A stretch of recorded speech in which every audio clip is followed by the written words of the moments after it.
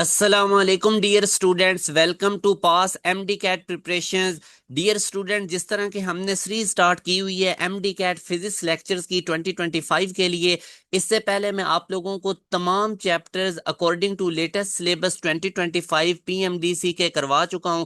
आज हमारा last chapter है न्यूक्लियर फिजिक्स का। डियर स्टूडेंट, सबसे पहले मैं आप लोगों को न्यूक्लियर फिजिक्स वाले चैप्टर्स के तमाम कॉन्सेप्ट्स दूंगा। उसके बाद तमाम ईयर्स के पास्ट पेपर्स के मैं आपको क्वेश्चंस करवाऊंगा। इस चैप्टर में से अभी तक जितने भी क्वेश्चंस आ चुके हैं, एंड पे मैं आप लोगों को उसकी प्रैक्टिस करवाऊंगा।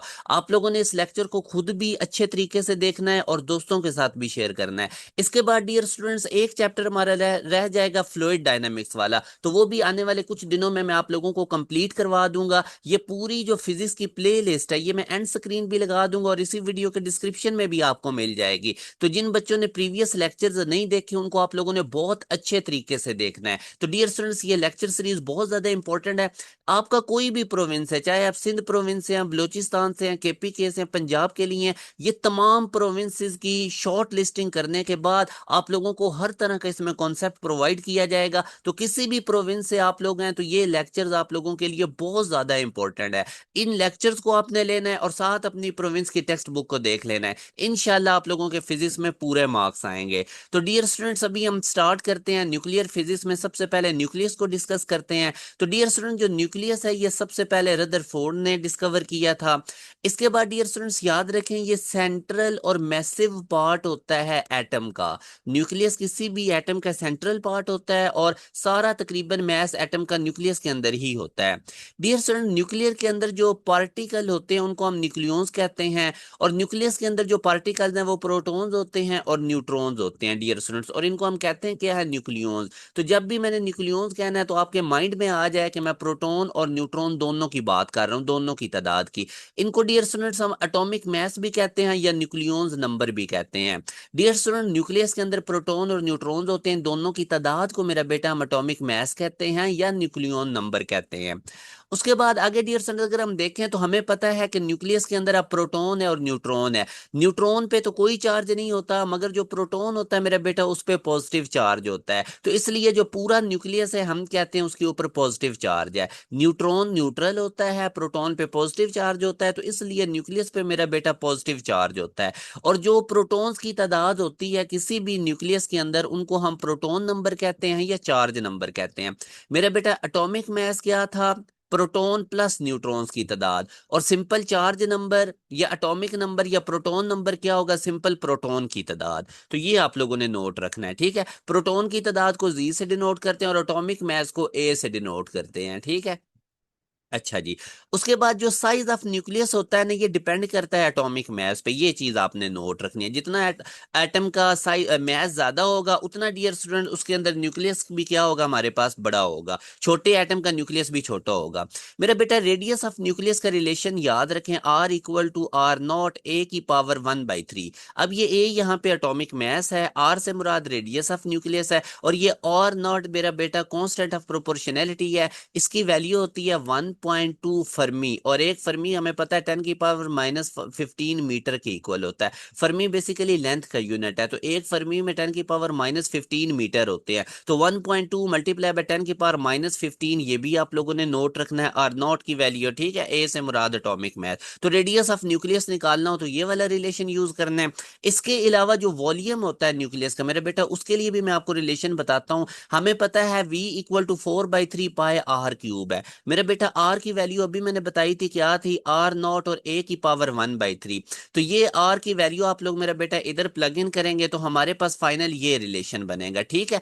आर की जगह पे उसकी ये वैल्यू पुट की तो आर नॉट की पावर भी 3 हो जाएगी, ए की पावर 1/3, 3 से कट जाएगा तो फाइनल ये रिलेशन बनेगा आप लोगों के पास, ठीक है। 4/3 भी कांस्टेंट है, पाई भी कांस्टेंट है और नॉट भी कांस्टेंट है, तो हमें पता चला volume of nucleus directly proportional to atomic mass. तो यहां से अगर आपने दो वॉल्यूम्स का कंपैरिजन मेरा बेटा करना हो तो वो एटॉमिक मास के डायरेक्टली प्रोपोर्शनल है।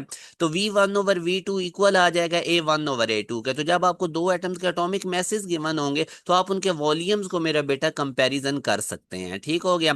तो हैवी न्यूक्लियस का चूंकि एटॉमिक साइज ज्यादा होता है, इस वजह से तो आप देख सकते हैं कि जो साइज ऑफ न्यूक्लियस है वो एटॉमिक मास के डायरेक्टली प्रोपोर्शनल है। क्योंकि एटम बड़ा होगा, उसका मास ज्यादा होगा, तो उसके न्यूक्लियस का साइज भी ज्यादा होगा। साइज ऑफ न्यूक्लियस याद रखें dear student, simple charge number पे, ये न्यूक्लियन नंबर पे डिपेंड करता है, यानी प्रोटॉन्स और न्यूट्रॉन्स दोनों की तादाद पे। सिंपल चार्ज नंबर मतलब प्रोटॉन की तादाद पे नहीं डिपेंड करता। जो साइज ऑफ न्यूक्लियस है उसमें प्रोटॉन्स भी हैं, न्यूट्रॉन्स भी हैं, तो इसलिए एक तो ये न्यूक्लियन नंबर पे डिपेंड करता है। प्रोटॉन और न्यूट्रॉन दोनों की तादाद को न्यूक्लियन नंबर कहते हैं, और साथ ये एटॉमिक मास पे डिपेंड करता है। तो साइज ऑफ न्यूक्लियस इन दो चीजों पे डिपेंड करता है, इसको आप लोगों ने नोट रखना है। एक एक बात बेटा एमसीक्यूज है, आप लोगों ने बड़े तवज्जो से ये लेक्चर को सुनना है, बड़ी एफर्ट के साथ बनाया जाता है और बहुत डिटेल लेक्चर्स है। इसके बाद इंशाल्लाह न्यूक्लियर फिजिक्स का आपको और कोई लेक्चर नहीं सुनना पड़ेगा, इसमें तमाम कॉन्सेप्ट्स कवर हो जाएंगे, और एंड पे मैं जितनी आपको प्रैक्टिस करवाऊंगा ना, तो इंशाल्लाह न्यूक्लियर फिजिक्स में नहीं आपको प्रॉब्लम बनेगा। अब सबसे पहले हम डिस्कस करते हैं एटॉमिक मास क्या होता है। ये इसका दूसरा नाम मास नंबर है, ये इसको न्यूक्लियन नंबर भी कहते हैं। अभी मैंने आपको बताया था कि एटॉमिक मास बेसिकली प्रोटॉन्स और न्यूट्रॉन्स की तादाद को कहते हैं जो न्यूक्लियस के अंदर है। और ये याद रखें बेटा, हमारे पास ये नंबर ऑफ न्यूक्लियंस भी इसको हम कहते हैं, और इसका फार्मूला एटॉमिक मास को ए से डिनोट किया जाता है, प्रोटॉन की तादाद को जी से डिनोट करते हैं, और न्यूट्रॉन्स की तादाद को एन से। तो ये मैथमेटिकल रिलेशन याद रखें, atomic mass is equal to Z plus N. उसके बाद मेरा बेटा जी मैंने आपको बता दिया एटॉमिक नंबर है, इसको प्रोटॉन नंबर भी कहते हैं और इसको चार्ज नंबर भी कहते हैं। ठीक है। और ये जो जी है ये है क्या, ये atomic number basically number of protons होते हैं इनसाइड द न्यूक्लियस, और अगर इन प्रोटॉन जी के साथ न्यूट्रॉन की तादाद भी काउंट करें तो फिर वो एटॉमिक मास बन जाता है। तो अब आप लोगों ने एटॉमिक मास और एटॉमिक नंबर में फर्क याद रखना। एटॉमिक मास ए से डिनोट करते हैं, ये प्रोटॉन प्लस न्यूट्रॉन की तादाद है, और सिंपल प्रोटॉन की तादाद को एटॉमिक नंबर कहते हैं। ठीक है। और ये उसके बाद मेरा बेटा जो नंबर ऑफ प्रोटॉन्स अगर आप निकालना चाहते हैं तो आप किसी भी एटम के एटॉमिक मास में से न्यूट्रॉन्स की तादाद को माइनस कर दें, तो वो हमारे पास किसकी तादाद आ जाएगी, प्रोटॉन की तादाद। सिंपल है, एटॉमिक मास क्या था, प्रोटॉन प्लस न्यूट्रॉन की तादाद। तो यहां से प्रोटॉन की तादाद निकाल लें, एटॉमिक मास में से आप लोगों ने न्यूट्रॉन को माइनस कर देना है। तो ये छोटी छोटी चीजें हैं जो आपने नोट रखनी है। अब इसी तरह न्यूट्रॉन्स की तादाद एन आप कैसे निकालेंगे, ठीक है। एन से मुराद होता है नंबर ऑफ न्यूट्रॉन, और उसको सिंपल आप लोगों ने एटॉमिक मास में से आप प्रोटॉन की तादाद को माइनस कर दें, तो वो आप लोगों के पास नंबर ऑफ न्यूट्रॉन्स आ जाएंगे। बिल्कुल सिंपल सी चीजें हैं। अब टाइप्स ऑफ न्यूक्लियस क्या हो, टाइप्स, कितनी टाइप्स का न्यूक्लियस होता है। तो सबसे पहले मेरा बेटा याद रखें, न्यूक्लियस की 4 टाइप्स हैं। वन बाय वन हम डिस्कस करेंगे। सबसे पहले हमारे पास होते हैं आइसोटोप्स। ये मेरा बेटा सेम एलिमेंट्स के एटम्स होते हैं, जिस तरह ये सेम एलिमेंट है हाइड्रोजन, तो इसके आपको 3 एटम्स नजर आ रहे हैं। ऊपर मेरा बेटा एटॉमिक मास होता है जिसको आप ए से डिनोट करते हैं, और नीचे हमारे पास एटॉमिक नंबर होता है जिसको आप जी से डिनोट करते हैं। एटॉमिक नंबर अभी मैंने बताया था नंबर ऑफ प्रोटॉन्स होते हैं, और एटॉमिक मास के अंदर प्रोटॉन्स और न्यूट्रॉन्स दोनों की तादाद होती है। तो आइसोटोप्स मेरा बेटा, एक तो याद रखें कि सेम एलिमेंट्स के एटम्स होंगे, और ऐसे एटम्स होंगे जिनका ऊपर एटॉमिक मास डिफरेंट होगा, और नीचे आप देखें जो एटॉमिक नंबर है वो सेम होगा, इनको हम आइसोटोप्स कहते हैं। ठीक हो गया। अब आप देख सकते हैं H11 H21 H31 same element hydrogen है, उसके 3 एटम्स है, एटॉमिक मास डिफरेंट है मगर एटॉमिक नंबर सेम है। इसी तरह आप हीलियम के देखें 2 आइसोटोप है।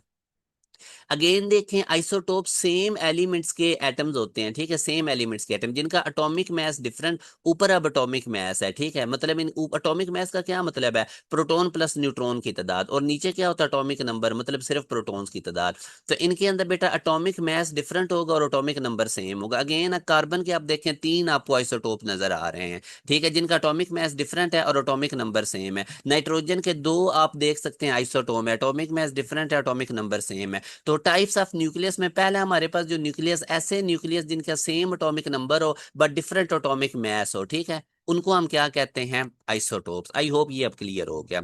उसके बाद मेरा बेटा आ जाता आइसोबार। आइसोबार मेरा बेटा याद रखना, ये डिफरेंट एलिमेंट्स के एटम होते हैं। जिस तरह आप देखें ना, ये एक हाइड्रोजन है और ये एक हीलियम है, ये 2 डिफरेंट एलिमेंट्स के एटम्स हैं। अब ये क्या होता है, इनका सेम एटॉमिक मास होगा, मगर मतलब ऊपर एटॉमिक मास सेम होगा और नीचे जो एटॉमिक नंबर है ना मेरा बेटा वो डिफरेंट होगा।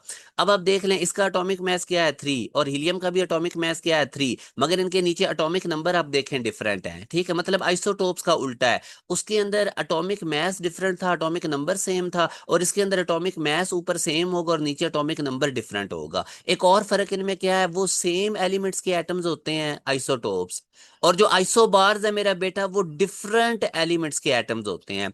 मगर इनके अंदर ऊपर एटॉमिक मास क्या होगा, सेम, और एटॉमिक नंबर क्या होगा, डिफरेंट। उनको हम क्या कहते हैं, आइसोबार। तो ऐसे न्यूक्लियस जिनका सेम एटॉमिक मास हो ऊपर मगर एटॉमिक नंबर नीचे क्या हो, डिफरेंट, उनको हम क्या कहते हैं, आइसोबार। अब जैसे आप कार्बन को देख लें, ऊपर इनका 14 एटॉमिक मास है मगर नीचे इनके एटॉमिक नंबर क्या है, डिफरेंट। तो आई होप आप लोगों को अब आइसोटोप्स और आइसोबार्स फुल क्लियर हो गया। उसके बाद मेरा बेटा अगर हम बात करें आगे, जो हमारे पास थर्ड टाइप है वो आइसोटोन्स है। आइसो का मतलब होता है सेम, स्टोन्स का मतलब होता है न्यूट्रॉन। तो ये मेरा बेटा अगेन वही बात, ये भी डिफरेंट एलिमेंट्स के एटम्स होंगे। आइसोटोन्स भी डिफरेंट हमारे पास जो एलिमेंट्स हैं उनके एटम्स होंगे। जैसे अब ये देखें, ये एक हाइड्रोजन है और ये एक हीलियम है, H21 और H32। अब ये आप देख सकते हैं डिफरेंट एलिमेंट्स हैं। अब न्यूट्रॉन्स कैसे निकालते हैं मेरा बेटा, ऊपर जो एटॉमिक मास ए होता है ना, उसको नीचे एटॉमिक नंबर जी में से माइनस कर दें तो नंबर ऑफ न्यूट्रॉन्स आ जाते हैं। ये देखें ना, नंबर ऑफ न्यूट्रॉन्स का मैंने आपको क्या फार्मूला बताया था, ए में से जी को माइनस कर दें। ऊपर ए है एटॉमिक मास, नीचे जी है एटॉमिक नंबर। अब दो में से एक को माइनस करें तो इसके न्यूट्रॉन्स कितने आ जाएंगे, 1। इसी तरह मेरा बेटा इसका एटॉमिक मास 3 है, इसका एटॉमिक नंबर 2 है, तो ऊपर वाले 3 में से 2 को माइनस करें तो इसका भी आंसर क्या आएगा, 1। तो इन दोनों H21 और He32 के अंदर, इनके अंदर सेम नंबर ऑफ न्यूट्रॉन्स है, 1 1, तो इसलिए हम कहेंगे कि ये आइसोटोन्स हैं। ठीक है, इसी तरह आप देख सकते हैं H31 और He43, इनके अंदर भी सेम आप देख सकते हैं। आप इनके अंदर बेटा चेक कर सकते हैं कि सेम नंबर ऑफ न्यूट्रॉन्स है। ये 4 2, इसमें से एटॉमिक मास 4 में से एटॉमिक नंबर 2 को माइनस करें तो इसके भी नंबर ऑफ न्यूट्रॉन्स 2 हैं और इसके भी नंबर ऑफ न्यूट्रॉन्स 2 हैं, तो सेम नंबर ऑफ न्यूट्रॉन्स होंगे तो आइसोटोन। इन दोनों में भी मेरा बेटा आप चेक कर सकते हैं, एटॉमिक मास 13 में से इसका 6 एटॉमिक नंबर माइनस करें तो इसमें नंबर ऑफ न्यूट्रॉन 7 है, और ये इसके अंदर भी 14 में से 7 को माइनस करें 7 है। तो ऐसे हमारे पास दो एटम्स जिनके अंदर नंबर ऑफ न्यूट्रॉन सेम होंगे, डेट इज कॉल्ड आइसोटोन, और जिनके आप लोगों के पास एटॉमिक नंबर डिफरेंट होंगे, एटॉमिक मास सेम होंगे, वो हमारे पास आइसोबार्स हैं, और जिनके एटॉमिक मास डिफरेंट होंगे, एटॉमिक नंबर सेम होंगे, वो हमारे पास आइसोटोप्स हैं। आइसोटोप्स मेरा बेटा सेम एलिमेंट्स के एटम होते हैं, आइसोबार्स और आइसोटोन डिफरेंट एलिमेंट्स के एटम्स होते हैं, जिनमें नंबर ऑफ न्यूट्रॉन सेम होंगे, वो आइसोटोन्स हैं। ठीक हो गया, आई होप अब आपको टाइप्स ऑफ न्यूक्लियस में जो चौथी है टाइप, वो बेटा मिरर न्यूक्लियाई है। ठीक है, मिरर न्यूक्लियाई। अब ये मिरर न्यूक्लियाई क्या होते हैं बेटा, ऐसे दो एटम, अगेन अब ये भी याद रखें कि ये भी दो डिफरेंट एलिमेंट्स के एटम है, एक्स अलग एलिमेंट है, वाई अलग है। तो इनके बेटा दो ऐसे डिफरेंट एलिमेंट्स के एटम के पहले, अब जैसे ये एक एक्स एटम है और एक वाई है, अगर एक्स एटम के number of protons Y atoms के नंबर ऑफ न्यूट्रॉन्स के इक्वल होंगे, या और दूसरा हमारे पास जो एक्स वाला हमारे पास न्यूक्लियस है उसके अंदर जो नंबर ऑफ न्यूट्रॉन्स हैं वो इक्वल हों वाई वाली न्यूक्लियस के नंबर ऑफ प्रोटॉन्स के, तो अगर ये कंडीशन फुलफिल होंगी तो हम कहेंगे कि ये जो दोनों न्यूक्लियाई हैं ये आपस में मिरर न्यूक्लियाई हैं। ठीक है, मैं आपको एग्जांपल देता हूँ मेरा बेटा, ये H31 और He32, ये दो अब आप देख सकते हैं दो डिफरेंट एलिमेंट्स के एटम्स हैं, मैं कह रहा हूँ ये मिरर न्यूक्लियाई हैं। अब मिरर न्यूक्लियाई के लिए आप लोगों ने क्या देखना है, पहले H31 को देखें, इसके प्रोटॉन्स देखें, नीचे जो एटॉमिक नंबर होता है ना वो प्रोटॉन्स होते हैं, तो इसके अंदर इसका एटॉमिक नंबर 1 है तो इसमें प्रोटॉन भी 1 है। अब उसके बाद आपने फौरन इसके न्यूट्रॉन्स देखने हैं। न्यूट्रॉन्स कैसे निकालते हैं, ऊपर वाले एटॉमिक मास में से नीचे वाला एटॉमिक नंबर माइनस कर दें, 3 में से 1 को माइनस करें तो नंबर ऑफ न्यूट्रॉन्स कितने आ जाएंगे, 2। अब ये जो H31 है इसके अंदर प्रोटॉन 1 है और न्यूट्रॉन 2 है। अब मैं He32 को देखता हूँ, He32 में अगर आप देखो तो इसमें प्रोटॉन कितने हैं, नीचे एटॉमिक नंबर 2 है तो प्रोटॉन कितने हो जाएंगे, 2। नंबर ऑफ न्यूट्रॉन कैसे निकलेंगे, ऊपर एटॉमिक मास 3 में से 2 को माइनस करने तो उसमें नंबर ऑफ न्यूट्रॉन कितने आ जाएंगे, 1। तो मेरे बेटा अब आप देखो, पहला जो H31 था, ये जो पहला न्यूक्लियस है इसके अंदर प्रोटॉन 1 है, इसके प्रोटॉन इक्वल होने चाहिए इस दूसरे न्यूक्लियस के न्यूट्रॉन्स के, तो इसमें प्रोटॉन 1 है तो उसके अंदर न्यूट्रॉन 1 है। इसी तरह ये जो पहला न्यूक्लियस H31 है इसके जो नंबर ऑफ न्यूट्रॉन्स जो 2 हैं, ये दूसरे न्यूक्लियस के नंबर ऑफ प्रोटॉन्स के इक्वल होने चाहिए, और इसके भी नंबर ऑफ प्रोटॉन्स आप देख सकते हैं 2 हैं। तो आप लोगों ने सिंपल दो एटम्स के चेक कर लेने हैं, प्रोटॉन्स और न्यूट्रॉन्स, अगर तो पहले के प्रोटॉन दूसरे न्यूक्लियस के न्यूट्रॉन के इक्वल आ रहे हैं, या फिर हमारे पास जो पहला एटम है उसके नंबर ऑफ न्यूट्रॉन्स दूसरे एटम के नंबर ऑफ प्रोटॉन्स के इक्वल होने चाहिए। तो ये दो कंडीशंस जिन भी दो एटम्स में फुलफिल हो रही है मेरे बेटा, वो आपस में मिरर न्यूक्लियाई हैं। तो ये अब आप लोगों को मैंने 4 टाइप्स न्यूक्लियस की मेरा बेटा बताई हैं, जिनमें से हमारे पास पहली आइसोटोप्स जिनके अंदर सेम एटॉमिक नंबर होगा, फिर आइसोबार जिनमें एटॉमिक मास सेम होगा, इसके बाद हमने देखा मेरा बेटा आइसोटोन जिनमें नंबर ऑफ न्यूट्रॉन सेम होंगे, और फिर हमने लास्ट में देखा मिरर न्यूक्लियाई जिनमें पहले के प्रोटॉन दूसरे के न्यूट्रॉन के इक्वल होंगे और पहले के न्यूट्रॉन दूसरे के प्रोटॉन के इक्वल होंगे। तो ये 4 टाइप्स न्यूक्लियस की मेरा बेटा आप लोगों ने नोट रखनी है। ठीक हो गया। अब ये वही बात जो मैं बार बार बता के आया हूं कि जो आइसोटोप्स होते हैं ये एटम्स होते हैं सेम एलिमेंट्स के, जबकि आइसोबार, आइसोटोन और जो मिरर न्यूक्लियाई हैं ये एटम्स होते हैं डिफरेंट एलिमेंट्स के। तो ये मेरा बेटा एक एक बात मेरी एमसीक्यूज होती है, ये बड़ी एफर्ट से आप लोगों के लिए लेक्चर डिजाइन किए जाते हैं ताकि जो बच्चे की भी गवर्नमेंट सेक्टर में डॉक्टर बनना चाहते हैं उनके लिए maximum pass MD cat preparation का पर्पज ही ये है कि आप लोगों को रेलेवेंट कंटेंट देना, हाई क्वालिटी कंटेंट देना, और टोटली फ्री ऑफ कॉस्ट हम आप लोगों को प्रोवाइड कर रहे हैं। उसके बाद मेरा बेटा याद रखें जो आइसोटोप्स होते हैं वो उनको फिजिकली मेथड से हम लोग सेपरेट करते हैं। मैग्नेटिक फील्ड इसके लिए यूज किया जाता है, ठीक है, उसकी बेस पे फिर डिफ्लेक्शन हो रही होती है तो हम आइसोटोप्स को सेपरेट कर रहे होते हैं। अब नेक्स्ट जो हमारा पीएमडीसी का सिलेबस का टॉपिक है वो है रेडियो एक्टिविटी। मेरा बेटा सबसे पहले जो नेचुरल रेडियो एक्टिविटी जो कि uranium salt first time discover हुआ था वो हेनरी बैकरल ने 1896 में किया था। ये सारी इंफॉर्मेशन आपसे पेपर्स में पूछी गई है पास्ट पेपर्स में, तो इसलिए आप लोगों को पता होना चाहिए नेचुरल रेडियो एक्टिविटी किसने डिस्कवर की थी और किस सन में की थी। इसी तरह अब आर्टिफिशियल रेडियो एक्टिविटी मेरा बेटा जो कि रेडियम का साल्ट था और ये ज्यादा रेडियो एक्टिव था यूरेनियम से, ये डिस्कवर किया था क्यूरी ने, यानी क्यूरी ने आर्टिफिशियल रेडियो एक्टिविटी डिस्कवर की थी, और हमारे पास जो यूरेनियम साल्ट यानी जो नेचुरल रेडियो एक्टिविटी है वो हेनरी बैकरल ने डिस्कवर की थी। आगे मेरा बेटा अगर हम देखें ना रेडियो एक्टिविटी है क्या, तो रेडियो एक्टिविटी स्पॉन्टेनियस डिसइंटीग्रेशन है एटम का। कौन सा एटम? हैवी एलिमेंट का।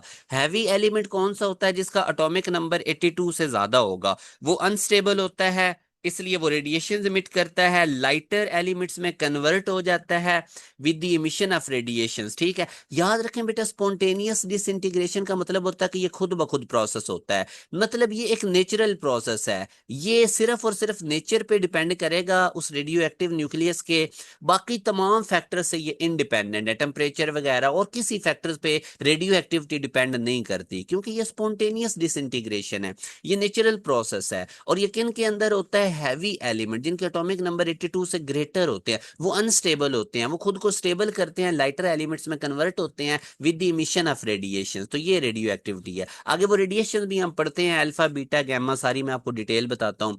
ये अब इस तरह क्वेश्चन पूछ सकता है on which factors radio activity depends, तो मैंने आपको बता दिया ये किसी चीज पे भी डिपेंड नहीं करती, ये सिर्फ और सिर्फ नेचर ऑफ रेडियो आइसोटोप पे डिपेंड करती है, ना टेम्परेचर पे डिपेंड करेगी, ना क्वांटिटी पे डिपेंड करेगी, ना मैग्नेटिक फील्ड पे डिपेंड करेगी, ना इलेक्ट्रिक फील्ड पे, तो नन ऑफ दीज।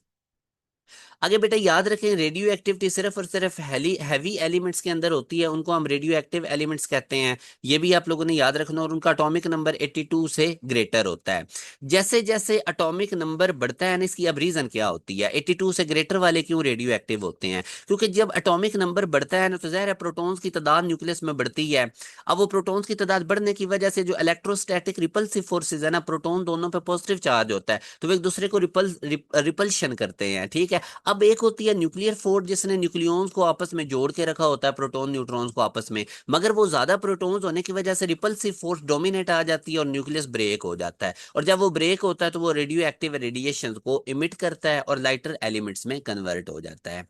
अब types of radio active radiation जैसा कि मैं आपको बता रहा था, वो अब हमारे पास एक अल्फा रेडिएशन होती हैं, बीटा रेडिएशन होती हैं। अल्फा बीटा रेडिएशन दो तरह की होती हैं, पॉजिटिव भी नेगेटिव भी। नेगेटिव को हम इलेक्ट्रॉन कहते हैं, पॉजिटिव को हम पॉजिट्रॉन कहते हैं। पॉजिट्रॉन पे भी वही चार्ज होता है जो इलेक्ट्रॉन पे है, मगर अपोजिट साइन में, इलेक्ट्रॉन पे नेगेटिव चार्ज है तो पॉजिट्रॉन पे पॉजिटिव चार्ज होगा। और आगे हमारे पास आ जाती हैं गैमा रेडिएशन। ठीक है, ये इलेक्ट्रोमैग्नेटिक रेडिएशन होती हैं, स्पीड ऑफ लाइट से ट्रेवल करती हैं। अब बेटा आगे बड़ा इंपॉर्टेंट है इनका कंपैरिजन, तो मैं आपको टेबल बना के देता हूं, इसी में से ही आपके सारे एमसीक्यूज कवर हो जाएंगे। जैसे अब यहाँ पे देखें ऊपर, यहाँ पे हमारे पास अल्फा रेडिएशंस है, ये बीटा रेडिएशंस है और ये गैमा रेडिएशंस है। तो सबसे पहले मैं इनके मेन सोर्स की बात करता हूँ। ये मेरा बेटा इनका मेन सोर्स है, मतलब इसके अलावा भी सोर्सेज हैं मगर ये मेन सोर्स है। तो अल्फा रेडिएशंस का मेन सोर्स रेडॉन है, रेडॉन 222, इसमें से अल्फा रेडिएशन एमिट होती हैं। बीटा रेडिएशन का मेन सोर्स स्ट्रोंशियम 94 है और गैमा रेडिएशन का कोबाल्ट 60। तो ये मेरा बेटा इनके मेन सोर्सेज हैं, ये भी आपको पता होने चाहिए, एमसीक्यूज में वो पूछ सकता है। इनके अलावा भी इनके सोर्सेज हैं। आगे मेरा बेटा अगर मैं नेचर की बात करूं तो अल्फा रेडिएशन हीलियम का न्यूक्लियाई है, अल्फा रेडिएशन क्या है? हीलियम का न्यूक्लियाई, ठीक है। और उसके बाद अगर मैं बात करूं बीटा रेडिएशन की, तो ये इलेक्ट्रॉन होता है और पॉजिट्रॉन होता है। इलेक्ट्रॉन पे नेगेटिव चार्ज होता है और पॉजिट्रॉन पे पॉजिटिव चार्ज होता है। और गैमा रेडिएशन मेरा बेटा इलेक्ट्रोमैग्नेटिक रेडिएशन होती हैं। चार्ज की अगर मैं बात करूं तो ये हीलियम का न्यूक्लियाई है ना, तो ये जो प्रोटॉन नंबर नीचे 2 लिखा हुआ है, तो इस पे 2 टाइम्स इलेक्ट्रॉन का चार्ज होता है, ठीक है। जितना इलेक्ट्रॉन पे चार्ज ई है, तो अल्फा पार्टिकल पे उसका 2 टाइम चार्ज होगा। बाकी मेरे बेटा इलेक्ट्रॉन के ऊपर हमें पता है बीटा रेडिएशन जो है, या तो वो इलेक्ट्रॉन होंगी उस पर माइनस ई चार्ज होता है, या वो पॉजिट्रॉन होगी और उस पर प्लस ई चार्ज होता है। गैमा रेडिएशन पे कोई चार्ज नहीं होता, वो न्यूट्रल होती हैं। मैथ की अगर मैं बात करूं मेरे बेटा, अल्फा रेडिएशन का जो मैथ है, अल्फा रेडिएशन का, वो प्रोटॉन के मास का 4 टाइम होता है। या इलेक्ट्रॉन के साथ अगर आपने कंपैरिजन करना है, तो जितना इलेक्ट्रॉन का मास है उसको 7000 से मल्टीप्लाई कर दें, तो अल्फा रेडिएशन का मास आ जाता है, यानी कि इलेक्ट्रॉन के मास का 7000 टाइम होता है। मेरे बेटे बीटा रेडिएशन की अगर हम बात करें, तो इनका जो रेस्ट मास है, वो रेस्ट मास ऑफ इलेक्ट्रॉन के इक्वल होता है, और वो कितना होता है? 9.1 10 की पावर -31 kg।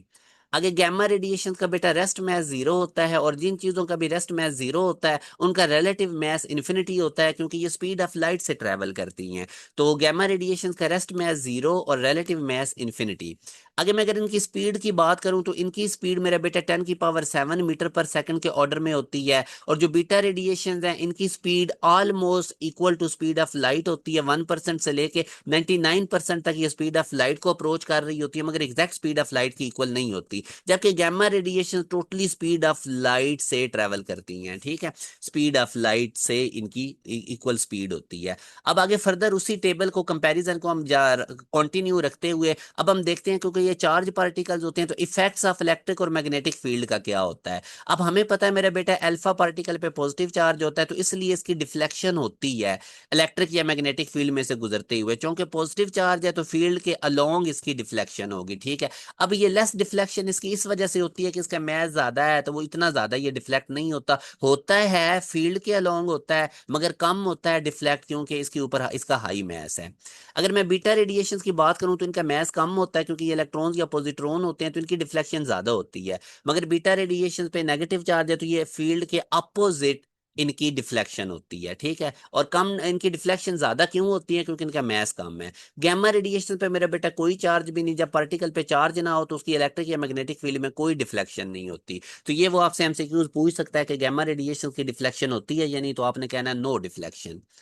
आगे मेरा बेटा अगर मैं एनर्जी स्पेक्ट्रम की बात करूं, तो अल्फा रेडिएशन का लाइन और डिस्क्रीट स्पेक्ट्रम होता है, और गैमा रेडिएशन का भी लाइन और डिस्क्रीट स्पेक्ट्रम होता है। जबकि अगर हम बीटा रेडिएशन की बात करें, तो इनका कॉन्टिन्यूस स्पेक्ट्रम होता है। ये सारे एमसीक्यूज हैं। अगर मैं इनकी एनर्जी की बात करूं, तो अल्फा पार्टिकल्स की एनर्जी मेरा बेटा कांस्टेंट होती है, और बीटा रेडिएशन की एनर्जी वेरिएबल होती है। इनकी वेलोसिटी चेंज करने से इनकी एनर्जी चेंज हो जाती है। और जो गैमा रेडिएशन है, इनकी भी एनर्जी वेरिएबल होती है, क्योंकि इनकी गैमा जो इनकी वेव लेंथ है, उसकी रेंज होती है 10⁻12 से 10⁻14 मीटर तक। और एनर्जी हमें पता है ई इक्वल होता है hc/लैम्डा। जब लैम्डा चेंज हो रहा है, उसकी रेंज है, तो एनर्जी की भी रेंज होती है। सिर्फ और सिर्फ जो एनर्जी कांस्टेंट है, वो अल्फा रेडिएशन की होती है।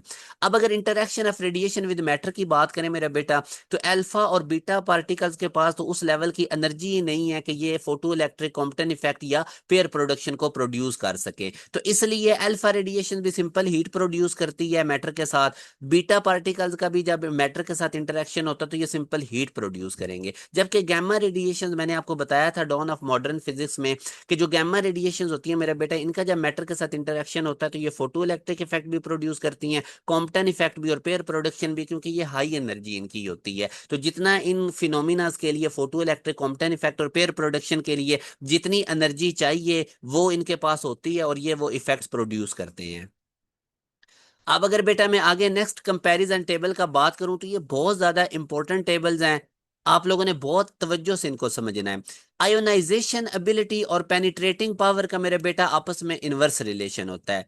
आयोनाइजेशन एबिलिटी क्या होती है कि एक पार्टिकल कितना दूसरों को आयोनाइज करता है। अब जो ज्यादा, अब जाहिर है एक पार्टिकल के पास एक फिक्स एनर्जी होती है, अगर वो आयोनाइजेशन ज्यादा कर रहा है, तो उसकी तो एनर्जी उधर कंज्यूम हो जाएगी, तो इसलिए उसकी पेनिट्रेटिंग एबिलिटी कम हो जाएगी। यानी आयोनाइजेशन और पेनिट्रेटिंग एबिलिटी में इनवर्सली रिलेशन है। जो आयोनाइजेशन ज्यादा करेगा उसकी पेनिट्रेटिंग एबिलिटी कम होगी, और जो ज्यादा, अब सबसे ज्यादा पेनिट्रेशन पावर न्यूट्रॉन की है, क्योंकि उस पर कोई चार्ज नहीं। जब उस पर चार्ज नहीं तो वो गुजरते हुए मीडियम आयोनाइजेशन नहीं करता, इसलिए वो पेनिट्रेट ज्यादा कर जाता है। तो बहरहाल अल्फा पार्टिकल्स पे हमें पता है पॉजिटिव चार्ज होता है, तो इसकी आयोनाइजेशन एबिलिटी कितनी है, ये 10⁴ आइंस प्रोड्यूस करता है पर मिलीमीटर इन एयर। 1 मिलीमीटर में एयर में से गुजरते हुए इतने आइंस 10⁴ आइंस प्रोड्यूस करता है, और ये इसकी मैक्सिमम आयोनाइजेशन एबिलिटी है। तो अल्फा बीटा और गैमा में से सबसे ज्यादा अल्फा पार्टिकल की मेरा बेटा आयोनाइजेशन एबिलिटी सबसे ज्यादा, तो इसका मतलब इसकी पेनिट्रेटिंग पावर सबसे कम होगी। और अगर विल्सन क्लाउड चैम्बर की बात की जाए तो इसलिए इसका थिक स्ट्रेट और कॉन्टिन्यूस पाथ आता है। अब अगर मैं बीटा रेडिएशन की बात करता हूं तो जाहिर है इनके ऊपर चार्ज कम होता है अल्फा की निस्बत, तो इसलिए इनकी 10⁻² आइंस ये प्रोड्यूस करते हैं पर मिलीमीटर इन एयर में। और अगर मैं अल्फा पार्टिकल और बीटा पार्टिकल की आयोनाइजेशन एबिलिटी को कंपेयर करूं, तो अल्फा पार्टिकल अब आप देखें 10⁻⁴ आइंस प्रोड्यूस कर रहा है पर मिलीमीटर एयर में, और ये 10⁻² आइंस प्रोड्यूस कर रहा है पर मिलीमीटर इन एयर। तो इसलिए अल्फा पार्टिकल की मेरा बेटा जो आयोनाइजेशन एबिलिटी है वो बीटा पार्टिकल से 100 टाइम्स ज्यादा है। और बीटा पार्टिकल का अगर आप पाथ देखते हैं तो वो डिसकंटिन्यूअस होता है विल्सन क्लाउड चैम्बर में। अब अगर मैं गैमा रेडिएशन की बात करूं तो इन पे कोई चार्ज नहीं होता, तो ये सिर्फ एक आयन प्रोड्यूस करते हैं पर मिलीमीटर इन एयर, तो इनकी सबसे मिनिमम होती है आयोनाइजेशन एबिलिटी।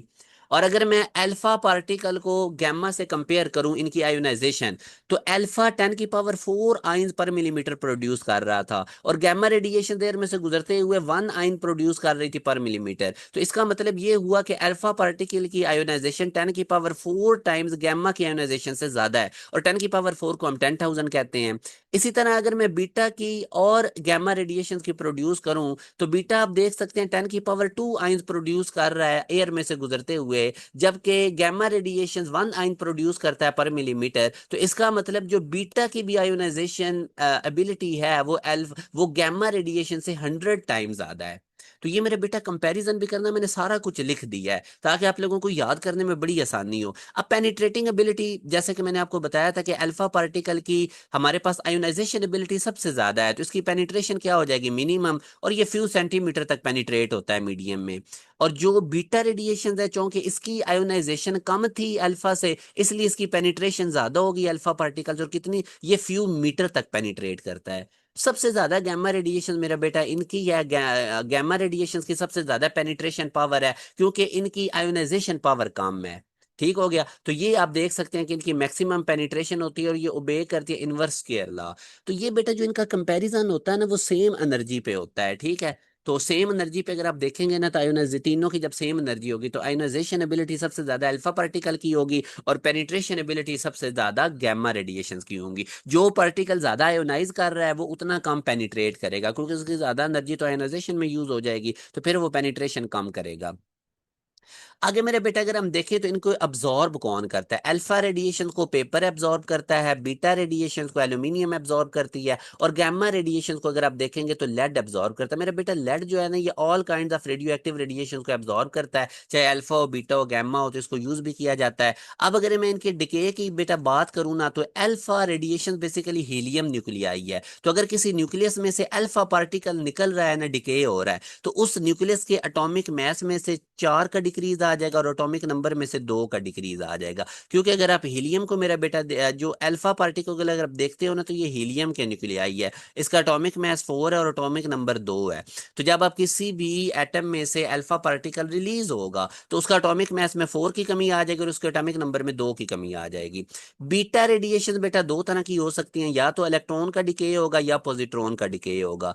याद रखना मेरा बेटा, अगर किसी न्यूक्लियस में से इलेक्ट्रॉन डिके हो रहा है, किसी एटम में से इलेक्ट्रॉन निकल रहा है, इलेक्ट्रॉन पे नेगेटिव चार्ज है, तो उस जिस न्यूक्लियस में से इलेक्ट्रॉन इमिट हुआ है उसके एटॉमिक नंबर में 1 का इजाफा कर देना है। आपने इसको ऐसे याद रखना है, इलेक्ट्रॉन पे नेगेटिव चार्ज है, जब ये डिके होगा निकलेगा तो आपने एटॉमिक नंबर 1 प्लस कर देना है। जबकि पॉजिट्रॉन पे आप देख सकते हैं +1 चार्ज होता है, जब ये किसी एटम न्यूक्लियस में से निकलेगा तो आपने उसके एटॉमिक नंबर में 1 की कमी कर देनी है। तो बीटा पार्टिकल जब इमिट होगा तो आपने देखना है इलेक्ट्रॉन है या पॉजिट्रॉन है। इलेक्ट्रॉन इमिट होगा तो एटॉमिक नंबर में 1 इजाफा कर देना है, पॉजिट्रॉन इमिट होगा तो एटॉमिक नंबर में से 1 की कमी कर देनी है। ये पॉइंट मेरा बेटा याद रखना। बाकी गैमा रेडिएशन जब भी याद रखें कि किसी एटम में से इमिट होगा तो न्यूक्लियस में से, तो ये एटॉमिक नंबर और एटॉमिक मास को चेंज नहीं करेगा। ये सिर्फ जब अनस्टेबल होता है न्यूक्लियस तो गैमा रेडिएशन इमिट होने से वो स्टेबल हो जाता है, ठीक है। ये सिर्फ स्टेट चेंज करता है, एटॉमिक मास और एटॉमिक नंबर को चेंज नहीं करेगा। तो ये मेरे बेटा कुछ चीजें याद रखें। लॉज ऑफ रेडियो एक्टिविटी में अगर मैं आपको बताऊं ना, तो अब जैसे मैं आपको बताता हूँ, ये एक न्यूक्लियस है जिसका एटॉमिक मास ए है और एटॉमिक नंबर जी है। अब इसमें से हमने अल्फा रेडिएशन इमिट की, एक अल्फा पार्टिकल इमिट हुआ, तो अब आप देखें इसके एटॉमिक मास में से 4 की कमी हो गई है और इसके एटॉमिक नंबर में से 2 की कमी हो गई है। इसकी एग्जांपल आप देख लें, यूरेनियम 92। तो यूरेनियम 92 में से मेरा बेटा जब एक अल्फा पार्टिकल इमिट हुआ तो इसके एटॉमिक मास 238 था, उसमें 4 की कमी होने के बाद 234 बन गया, और एटॉमिक नंबर में से 2 की कमी होने के बाद 90, और ये थोरियम बन गया हमारे पास। तो यूरेनियम 92 में से जब एक अल्फा पार्टिकल इमिट होगा तो वो थोरियम में कन्वर्ट हो जाएगा। इसी तरह मेरे बेटा बीटा रेडिएशन जो हैं ये 2 तरह की होती हैं। अगर तो किसी न्यूक्लियस में से इलेक्ट्रॉन इमिट हो रहा है, जैसे ये एक्स ए एक न्यूक्लियस था, इसमें से एक इलेक्ट्रॉन इमिट हुआ, तो इलेक्ट्रॉन पे नेगेटिव चार्ज होता है। मैंने आपको बताया कि जब इलेक्ट्रॉन इमिट होगा तो एटॉमिक नंबर में 1 का इजाफा कर देना है, नेगेटिव है तो इसको क्या कर देना है, +1। और इसी तरह मेरा बेटा अगर किसी न्यूक्लियस में से पॉजिट्रॉन इमिट होता है, पॉजिट्रॉन पे कौन सा चार्ज होता है, पॉजिटिव, तो जब ये किसी न्यूक्लियस में से इमिट होगा तो उसके एटॉमिक नंबर में से 1 माइनस कर देना है। एटॉमिक मास सेम रहेगा। बीटा रेडिएशन में चाहे इलेक्ट्रॉन इमिट हो रहा हो चाहे पॉजिट्रॉन इमिट हो रहा हो, एटॉमिक जो मास है वो सेम रहेगा। इलेक्ट्रॉन इमिट हो रहा है तो एटॉमिक नंबर में 1 प्लस कर देना है, पॉजिट्रॉन इमिट हो रहा है तो एटॉमिक नंबर में 1 माइनस कर देना है। अब एग्जांपल आप देख लें, ये जो थोरियम है इसमें से जब बीटा नेगेटिव इमिट होता है, अब नेगेटिव बीटा इमिट हो रहा है तो आप लोगों ने एटॉमिक नंबर में 1 का इजाफा कर देना है, 90 से क्या हो जाएगा, 91। और ये देख सकते हैं कि नेगेटिव इलेक्ट्रॉन, इसमें से इलेक्ट्रॉन एक इमिट हो रहा है बीटा नेगेटिव, ठीक है। तो एटॉमिक नंबर में 1 इजाफा कर देंगे मगर एटॉमिक मास को चेंज नहीं करेंगे।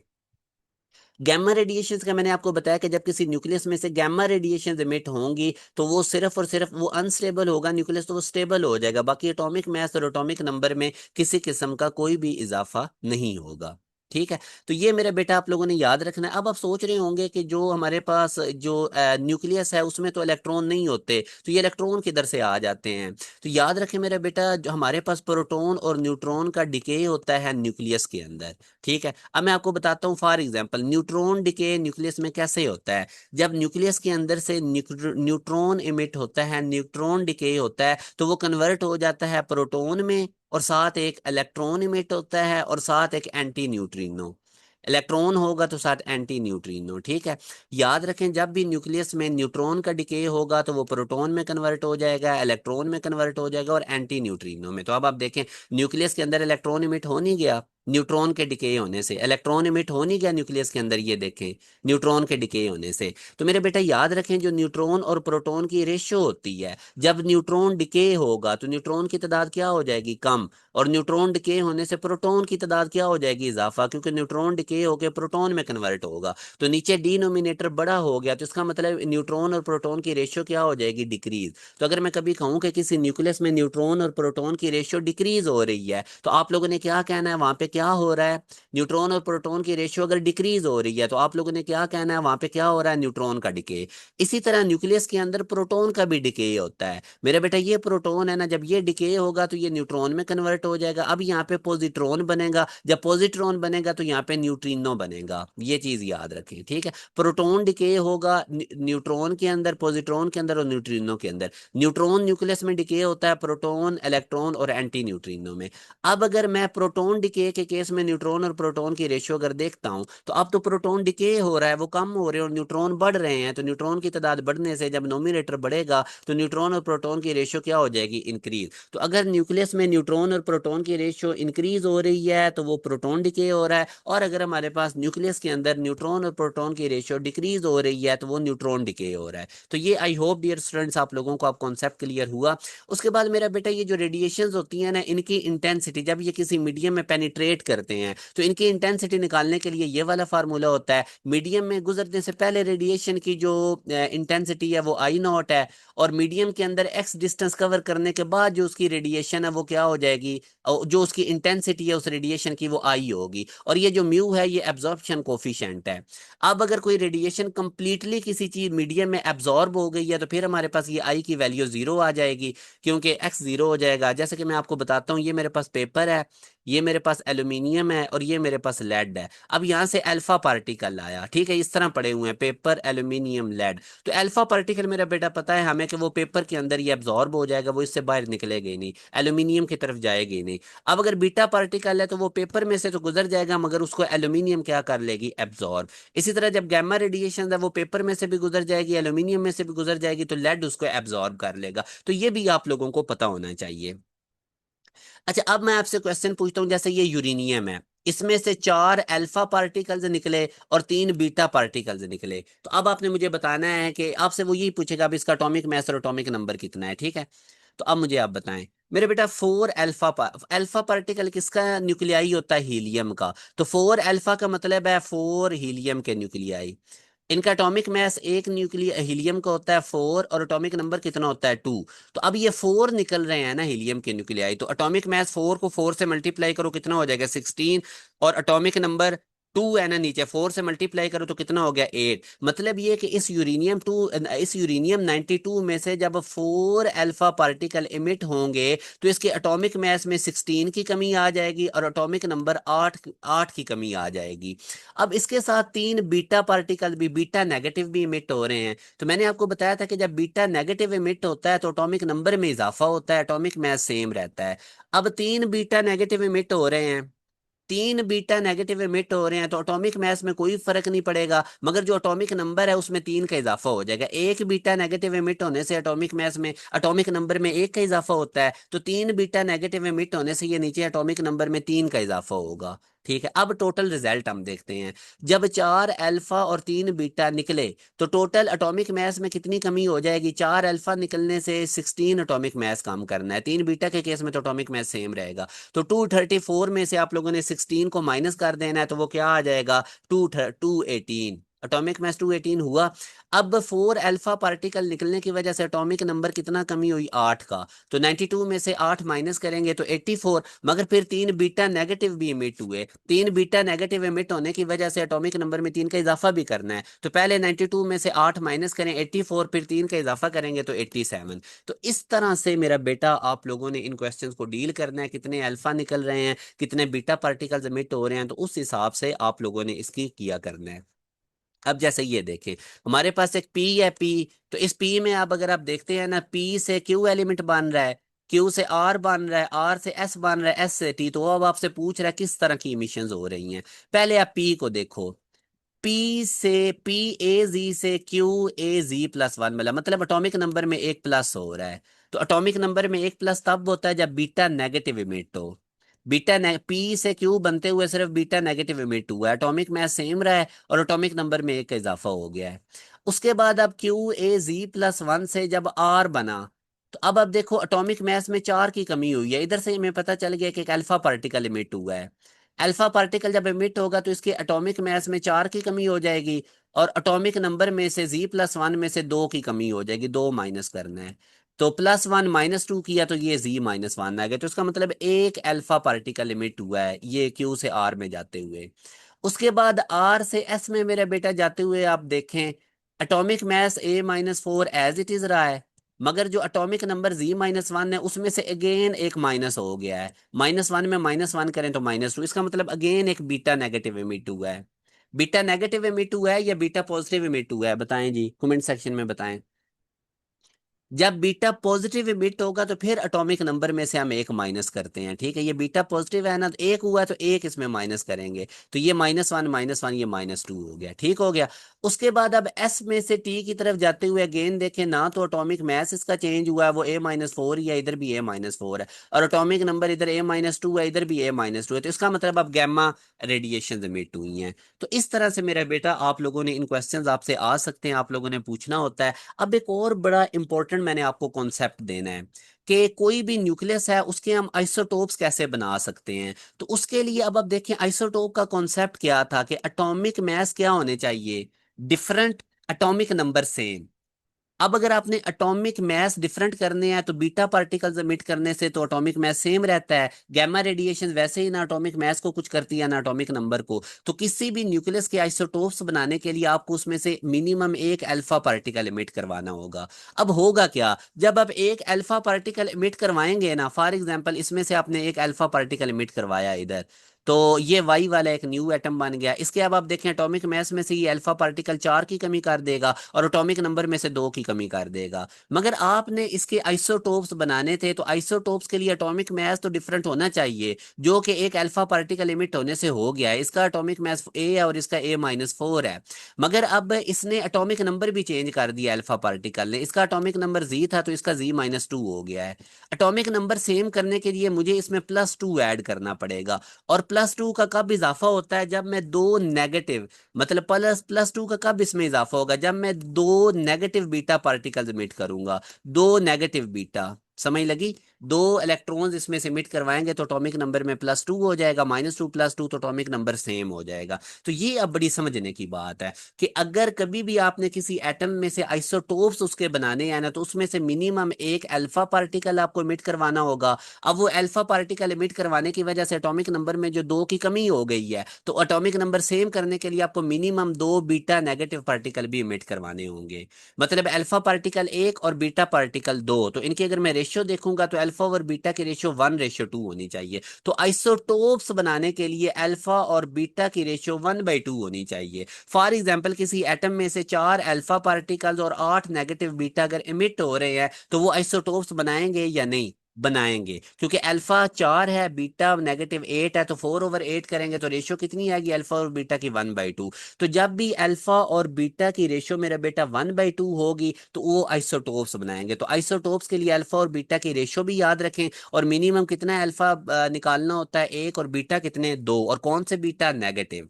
इसी तरह आइसोबार्स अगर आपने बनाने हो, लाइक कोई भी न्यूक्लियस है उसको आपने आइसोबार्स उसके बनाने हैं, तो आइसोबार्स का कॉन्सेप्ट याद करें कि एटॉमिक मास सेम होना चाहिए, एटॉमिक नंबर डिफरेंट होते हैं इनमें।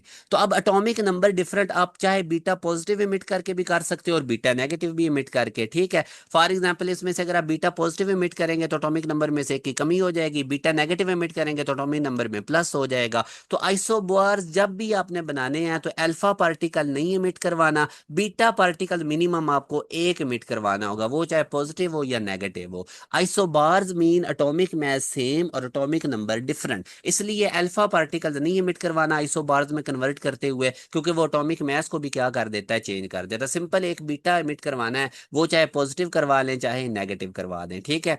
तो बीटा डिके जब भी होगा वो क्या प्रोड्यूस करेगा, आइसोबार्स, ठीक है, न्यू न्यूक्लियस के। और अगर आप लोगों ने आइसोटोप्स प्रोड्यूस करवानी है तो मिनिमम एक अल्फा और मिनिमम 2 बीटा मेरे बेटा आप लोगों ने क्या करने हैं, आप लोगों ने उनको इमिट करवाना है। लास्ट पे जी हमारा बड़ा इंपॉर्टेंट टॉपिक आ गया है, हाफ लाइफ वाला। अब इसको आप लोगों ने बेटा अच्छे तरीके से समझना है। टोटल लाइफ बेटा इनफाइनाइट होती है, किसी भी एटम्स को डिके होने के लिए टोटल इनफाइनाइट टाइम चाहिए, वो हाफ हाफ होता जाएगा, उसकी क्वांटिटी कम होती जाएगी, मगर उसको इन्फिनिटी टाइम लगेगा होने में, ठीक है। तो एक हमारे पास मीन लाइफ होती है, एक हमारे पास हाफ लाइफ होती है। मीन लाइफ होती है ऑन दी एवरेज डिके होने से पहले जो एटम है वो कितना टाइम के लिए एग्जिस्ट करता है। हाफ लाइफ होती है मेरे बेटा कि टोटल नंबर जो टाइम जिसके अंदर प्रेजेंट हमारे पास जितने भी नंबर ऑफ एटम्स हैं उनको हाफ होने में कितना टाइम लगता है। Time during which number of atoms of element reduces to half of present value. Present जितने भी आपके पास एटम्स पड़े हैं उनको हाफ होने में कितना टाइम लगता है, that is called half life. बड़ा इंपॉर्टेंट टॉपिक है। अब इसमें जो आपसे पूछा जाता है remaining number of atoms after an half life, आपको बता देता है कि इतनी अमाउंट है और इतनी हाफ लाइफ गुजरने के बाद उसकी कितनी अमाउंट बाकी बचेगी उस रेडियो एक्टिव एलिमेंट की। तो इसका बेटा अब आप लोगों ने याद रखना है, मैं आपको तरीका बताता हूँ। फॉर एग्जांपल स्टार्ट में हमारे पास n नंबर ऑफ एटम्स थे, तो जब एक हाफ लाइफ गुजरेगी तो ये n/2 हो जाएंगे। जब दूसरी हाफ लाइफ गुजरेगी तो इसका हाफ कर दें, n/2 का हाफ करेंगे तो n/4।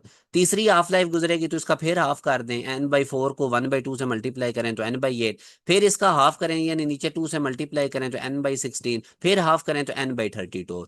तो इस तरह आप लोगों ने याद रखना है, जब भी आपसे पूछा जाए ना कि कितने हमारे पास number of atom, remaining number of atoms के रिलेटेड अगर वो आपसे क्वेश्चन पूछता है, तो आप लोगों ने स्टार्ट में देख लेना है टोटल नंबर ऑफ एटम, तो उनका हाफ हाफ करते जाए। पहली हाफ लाइफ के बाद n/2, दूसरी हाफ लाइफ के बाद n/4, फिर n/8। तो इस तरह आपको रिमेनिंग नंबर ऑफ एटम्स वो जितनी, फॉर एग्जांपल वो कहता पांचवी हाफ लाइफ के बाद रिमेनिंग नंबर ऑफ एटम्स कितने थे, तो पहली हाफ लाइफ के बाद n/2, दूसरी के बाद n/4, तीसरी के बाद n/8, चौथी के बाद n/16 और पांचवी के बाद n/32। तो इस तरह आप लोगों ने इक्वेशन बना के कर लिया करना है। या फिर इसका एक शॉर्टकट भी है, ठीक है। जिस तरह आप ये देख सकते हैं, आप पांचवी हाफ लाइफ के बाद कितने थे, n/32।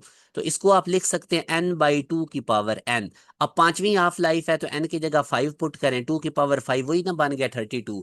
तो ये एक शॉर्टकट है। जब भी वो आपसे रिमेनिंग नंबर ऑफ एटम्स पूछेगा ना बेटा, आगे ये बड़े पास पेपर के क्वेश्चन में ये यूज होना है। अभी इसका कॉन्सेप्ट बना लें, n हाफ लाइफ के बाद जब भी रिमेनिंग नंबर ऑफ एटम्स बनाने हैं ना, तो उसका शॉर्टकट है n/2 की पावर n। तीन हाफ लाइफ के बाद पूछ रहा है तो टोटल नंबर ऑफ एटम जितने भी हैं वो n ऊपर लिखें और 2 की पावर 3 कर दें, ठीक है। तो ये अब आप लोगों ने नोट रखना है। एक चीज होगी, और अगर परसेंटेज में वो पूछता है remaining number of atoms in percent, तो आप ये n/2 की पावर है, n हाफ लाइफ के बाद जो रिमेनिंग नंबर ऑफ एटम्स हैं उसको 100 से मल्टीप्लाई कर दें। फॉर एग्जाम्पल स्टार्ट में n थे, पहली हाफ लाइफ के बाद n/2 हो गए, तो स्टार्ट में n थे तो उसको 100 से मल्टीप्लाई करो। स्टार्ट में 100% थे, पहली हाफ लाइफ के बाद n/2 हो गया, मतलब इसको 100 से मल्टीप्लाई करेंगे तो ये 50% हो जाएंगे। तो जब भी आप लोगों ने परसेंटेज में निकालने हैं तो उनको सिंपल 100 से मल्टीप्लाई कर देना है। यहाँ तक क्लियर हो गया। जैसे अब स्टार्ट में 100% थे तो पहली हाफ लाइफ के बाद कितने हो गए, 50%। दूसरी हाफ लाइफ के बाद कितने हो गए, 25%। ठीक है, पहली हाफ लाइफ के बाद n/2 हो गया ना, 100 से मल्टीप्लाई किया, 200 से काट के 50%। तीसरी हाफ लाइफ के बाद n/4 हो गया, n/2 का भी हाफ करें, n/4 100 से मल्टीप्लाई करें, 400 से काट के 25%। इसी तरह अब आगे हर हाफ लाइफ के बाद ये आते जाएंगे आप लोगों के पास, ठीक है। पहले 100%, फिर उसका हाफ करें 50%, उसका हाफ करें 25%, अगली हाफ लाइफ में 25% का हाफ 12.5%, इसका हाफ करें 6.25%, इसका हाफ करें 3.125%। तो ये मेरा बेटा आप लोगों ने इस तरह से या तो ये शॉर्टकट फार्मूला लगा लें, या फिर इस तरह इक्वेशन बना लें, पहली हाफ लाइफ के बाद हाफ करें, दूसरी के बाद हाफ, तीसरी के बाद हाफ। तो इस तरह आप लोगों ने remaining number of atoms after n half lives निकालने हैं। उसके बाद नेक्स्ट वो आपसे ये भी पूछता है कि नंबर ऑफ एटम्स डिके कितने हुए आफ्टर n हाफ लाइफ। पहले तो आप कह रहे थे ना कि n हाफ लाइफ के बाद बचे इतने, एन ऑफ लाइफ के बाद हमारे पास इतने बचे। तो अब डिके कितने हुए, एन ऑफ लाइफ के बाद नंबर ऑफ एटम्स डिके कितने हुए, ठीक है। तो ये अब इसका भी बेटा आप लोगों ने शॉर्टकट, ये बड़ा आसान सा है। ये था ना n/2 की पावर n, क्या था, remaining number of atoms after n of life. तो रिमेनिंग नंबर ऑफ एटम्स को अगर आप टोटल नंबर ऑफ एटम्स में से निकाल दें तो बाकी क्या आ जाएंगे, नंबर ऑफ एटम्स डिके। तो ये हमारे पास इसका कॉन्सेप्ट है। समझ आई मेरी बात की?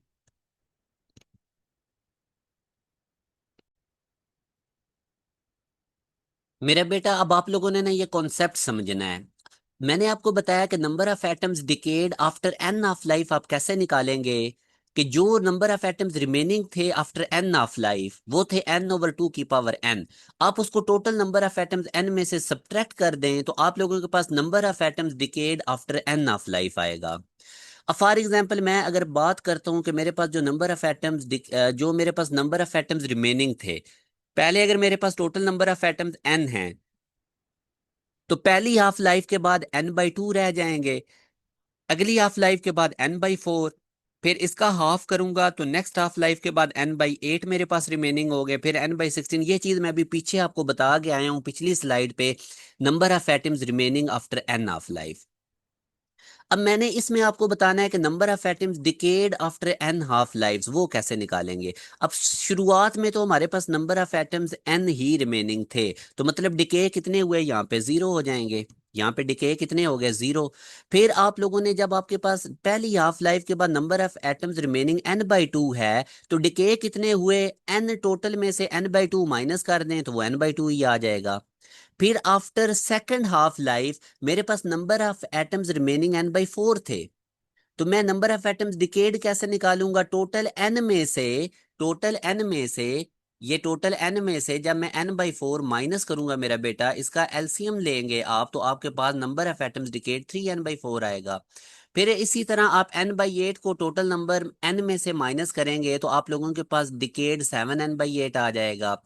और इसी तरह अगली हाफ लाइफ के बाद number of atoms remaining n/16 थे, तो डिके कितने हुए, इस n/16 को टोटल n में से माइनस करें तो 15n/16। तो मतलब नंबर ऑफ एटम्स जो डिकेड आपने निकालने हैं, रिमेनिंग नंबर ऑफ एटम्स को n में से माइनस कर दें। ये remaining number of atoms n/2 की पावर n को total number of atoms n में से माइनस कर देंगे तो आपके पास नंबर ऑफ एटम्स डिकेड आ जाएंगे। ठीक हो गया? आई होप आप लोगों को अब ये पॉइंट क्लियर हो गया।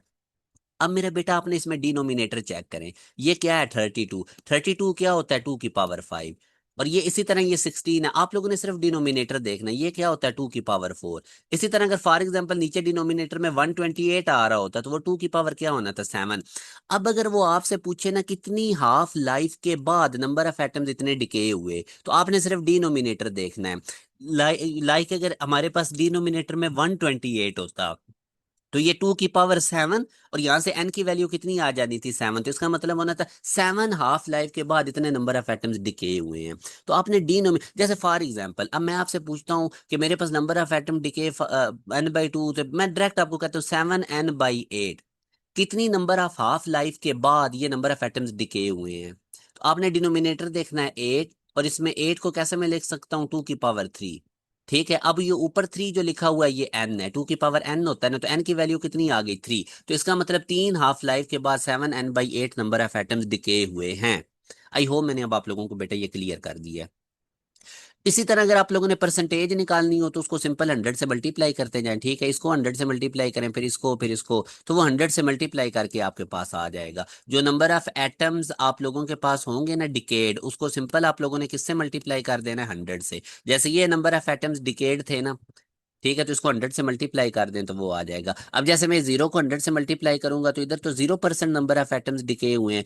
n/2 को 100 से मल्टीप्लाई करूंगा तो 50%। 3n/4 को 100 से मल्टीप्लाई करूंगा तो इसमें 75% नंबर ऑफ एटम डिके हो गए। 7n/8 को 100 से मल्टीप्लाई करूंगा तो 37.5%।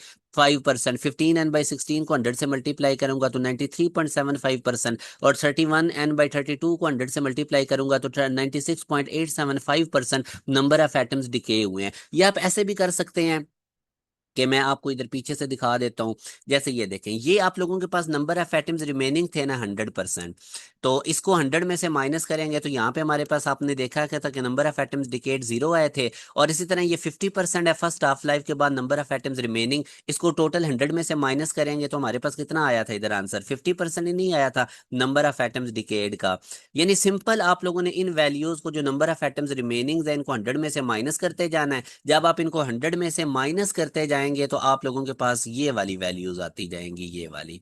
ठीक है, नंबर ऑफ एटम्स डिकेड। तो आगे मेरा बेटा, अब मैं जब आपको ये प्रैक्टिस करवाऊंगा ना क्वेश्चंस की, तो आपको ये फुल क्लियर हो जाएगा। अच्छा, अब आप देखें, ये क्वेश्चन है जी, इसको देखें। एक रेडियो एक्टिव एलिमेंट है, उसका मैस कितना है? 160 gram. After how many half life its mass remains 8 ग्राम।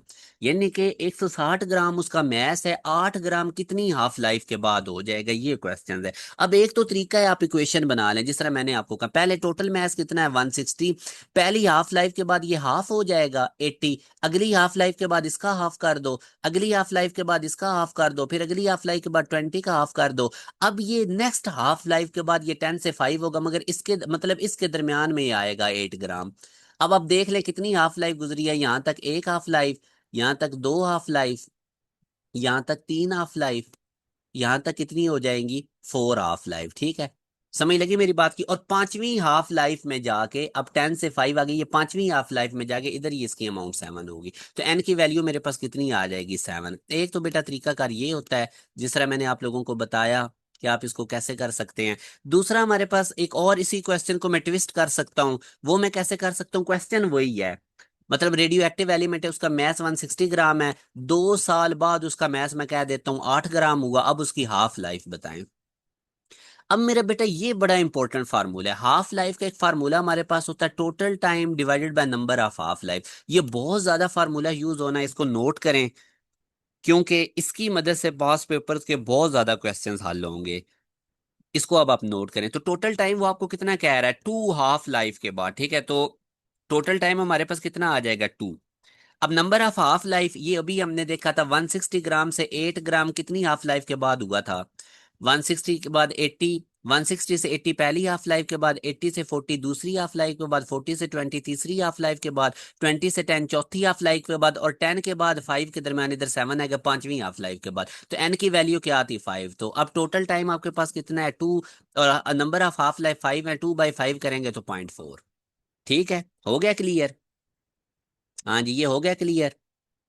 तो इस तरह से मेरा बेटा आप लोगों ने इस चीज को लेके चलना है, कोई मतलब ये मुश्किल चीज नहीं है। अब जैसे ये देखें, a mass of 10 gram has a half life of 2 days, after 10 days how much it left. एक मैस है, 10 ग्राम का, उसकी हाफ लाइफ उसने बता दी है, 10 दिनों बाद वो कितना, remaining number of atoms basically वो पूछ रहा है।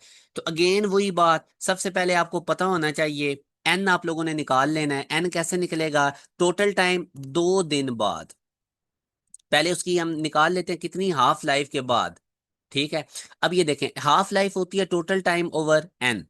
तो टोटल टाइम आपको कितना उसने बताया हुआ, 10 डेज के बाद वो कितना बचेगा, तो टोटल टाइम की जगह 10, और हाफ लाइफ उसने आपको उसको बता दी है 2। तो 10/2 करेंगे तो 5। अब 5 हाफ लाइफ के बाद वो कितना बचेगा, ये उसका क्वेश्चन है। बेसिकली मेरा बेटा, मैंने एन क्यों निकाला, 2 डेज की उसकी हाफ लाइफ है, तो 10 दिनों बाद वो कितना बचेगा।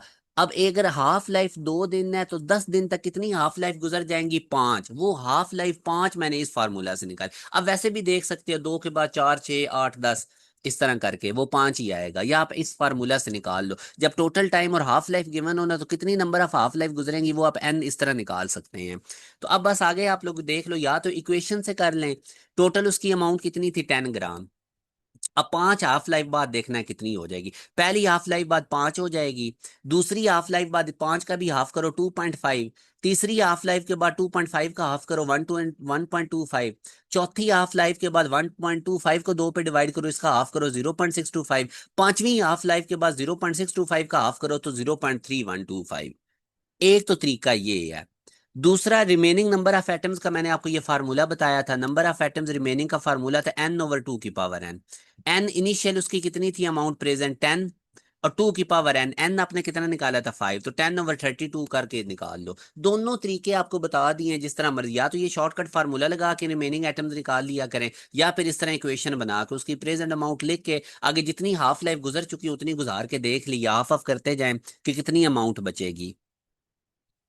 नेक्स्ट बेटा याद रखें, हाफ लाइफ भी रेडियो एक्टिविटी की तरह ना तो क्वांटिटी पे डिपेंड करती है, ना टेम्परेचर पे, ना प्रेशर पे, किसी पे भी ये डिपेंड नहीं करती, ना किसी फील्ड पे। हाफ लाइफ सिर्फ और सिर्फ डिपेंड करती है nature of the radio active isotope के ऊपर। अब आप लोगों ने मेरा बेटा एक काम करना है, पास्ट पेपर्स में क्वेश्चंस आए हुए हैं, हाफ लाइफ की वैल्यूज गिवन है डिफरेंट एलिमेंट्स की, टेबल में भी गिवन है, आपकी टेक्स्ट बुक में भी गिवन है। उनको नहीं आप लोगों ने छोड़ना, वो 15 के करीब बनेंगे, वो लाजमी आप लोगों ने याद करनी है, लिख लिख के याद करनी है। आगे अब हम नेक्स्ट पे बात करते हैं ग्राफ ऑफ हाफ लाइफ की। तो ये बेटा इसका ग्राफ होता है, वाई एक्सिस पे हमने नंबर ऑफ एटम्स लिए हुए हैं, और एक्स एक्सिस के ऊपर टाइम है हाफ लाइफ में, ठीक है। अब जैसे ये यहाँ पे present number of atoms N है, तो हाफ टाइम के बाद, हाफ लाइफ के बाद, ये इनकी अमाउंट हाफ रह जाएगी, मतलब नंबर ऑफ एटम्स कम होते जाएंगे विद रिस्पेक्ट टू टाइम, जैसे जैसे टाइम गुजरता जाएगा। मगर ये कभी भी ग्राफ जो है ये एक्स एक्सिस को कट नहीं करेगा। अगर ये एक्स एक्सिस को कट करेगा तो इसका मतलब है नंबर ऑफ एटम 0 हो गया। तो मैंने आपको ये स्टार्ट में बताया था कि कोई भी एटम्स कंप्लीटली डिके होने के लिए उसको इन्फिनिटी टाइम चाहिए, ठीक है। तो इसलिए ये ग्राफ एक्स एक्सिस को कट नहीं करेगा। अब ये ग्राफ देख के याद रखें कि हाफ लाइफ का जो ग्राफ है ये एक्सपोनेंशियल कर्व होती है, ये एक्सपोनेंशियल, एक ये एमसीक्यूज आता है। ग्राफ की इंफॉर्मेशन मैं सारी लिख देता हूं। इस ग्राफ का नेगेटिव स्लोप है, कर्व नीचे को आ रही है तो नेगेटिव स्लोप, ऊपर को जा रही हो तो पॉजिटिव स्लोप। इसका स्लोप डिक्रीज हो रहा है, इसका मतलब नंबर ऑफ एटम्स डिक्रीज हो रहे हैं, जैसे जैसे हाफ लाइफ गुजरती जा रही है नंबर ऑफ एटम्स हाफ होते जा रहे हैं, डिक्रीज हो रहे हैं। ये जो मैंने बताया था कि ये ग्राफ एक्स एक्सिस को कट नहीं करेगा, क्योंकि अगर ये एक्स एक्सिस को कट करेगा तो नंबर ऑफ एटम्स 0 हो जाएंगे, जो कि पॉसिबल नहीं है। स्लोप हाफ लाइफ ग्राफ की इंपॉर्टेंट है बेटा, अगर आप इसकी स्लोप देखें ना तो number of atoms Y axis पे है और टाइम एक्स एक्सिस पे है। तो आप कोई से दो पॉइंट्स लें तो वाई एक्सिस वाली क्वांटिटी ऊपर रखते हैं, एक्स एक्सिस वाली नीचे रखते हैं। तो चेंज नंबर ऑफ एटम जो विद रिस्पेक्ट टू टाइम हो रहे हैं, इसको हम कहते हैं rate of disintegration, number of atom जो डिसइंटीग्रेट होते जा रहे हैं, और ये चीज होती है एक्टिविटी। नेगेटिव साइन इस वजह से है क्योंकि number of atom with respect to time decrease होते जा रहे हैं। तो याद रखें जो स्लोप होता है हाफ लाइफ ग्राफ का, हाफ लाइफ ग्राफ का जो स्लोप होता है वो एक्टिविटी को बताता है, और एक्टिविटी क्या होती है, रेट ऑफ डिसइंटीग्रेशन, और इसका फार्मूला क्या है, minus delta N over delta T, with respect to time कितने नंबर ऑफ एटम्स डिके हो रहे हैं। ये बड़ा इंपॉर्टेंट है। एक्टिविटी के यूनिट्स कौन कौन से हैं, इसका रदरफोर्ड नॉन एसआई यूनिट है एक्टिविटी का, क्यूरी भी इसका नॉन एसआई यूनिट है, और बैकरल इसका एसआई यूनिट है। इंपॉर्टेंट इंफॉर्मेशन है, नोट रखें। 1 बैकरल का मतलब होता है 1 एटम डिसइंटीग्रेशन पर सेकंड। उसके बाद बेटा एक क्यूरी के अंदर 3.7 10 की पावर 10 बैकरल होते हैं, और 1 बैकरल मैंने आपको बताया है 1 एटम जो डिसइंटीग्रेट हो रहा है 1 सेकंड के अंदर। उसके बाद 1 रदरफोर्ड के अंदर 10 की पावर 6 बैकरल होते हैं। ये सारे एमसीक्यूज हैं।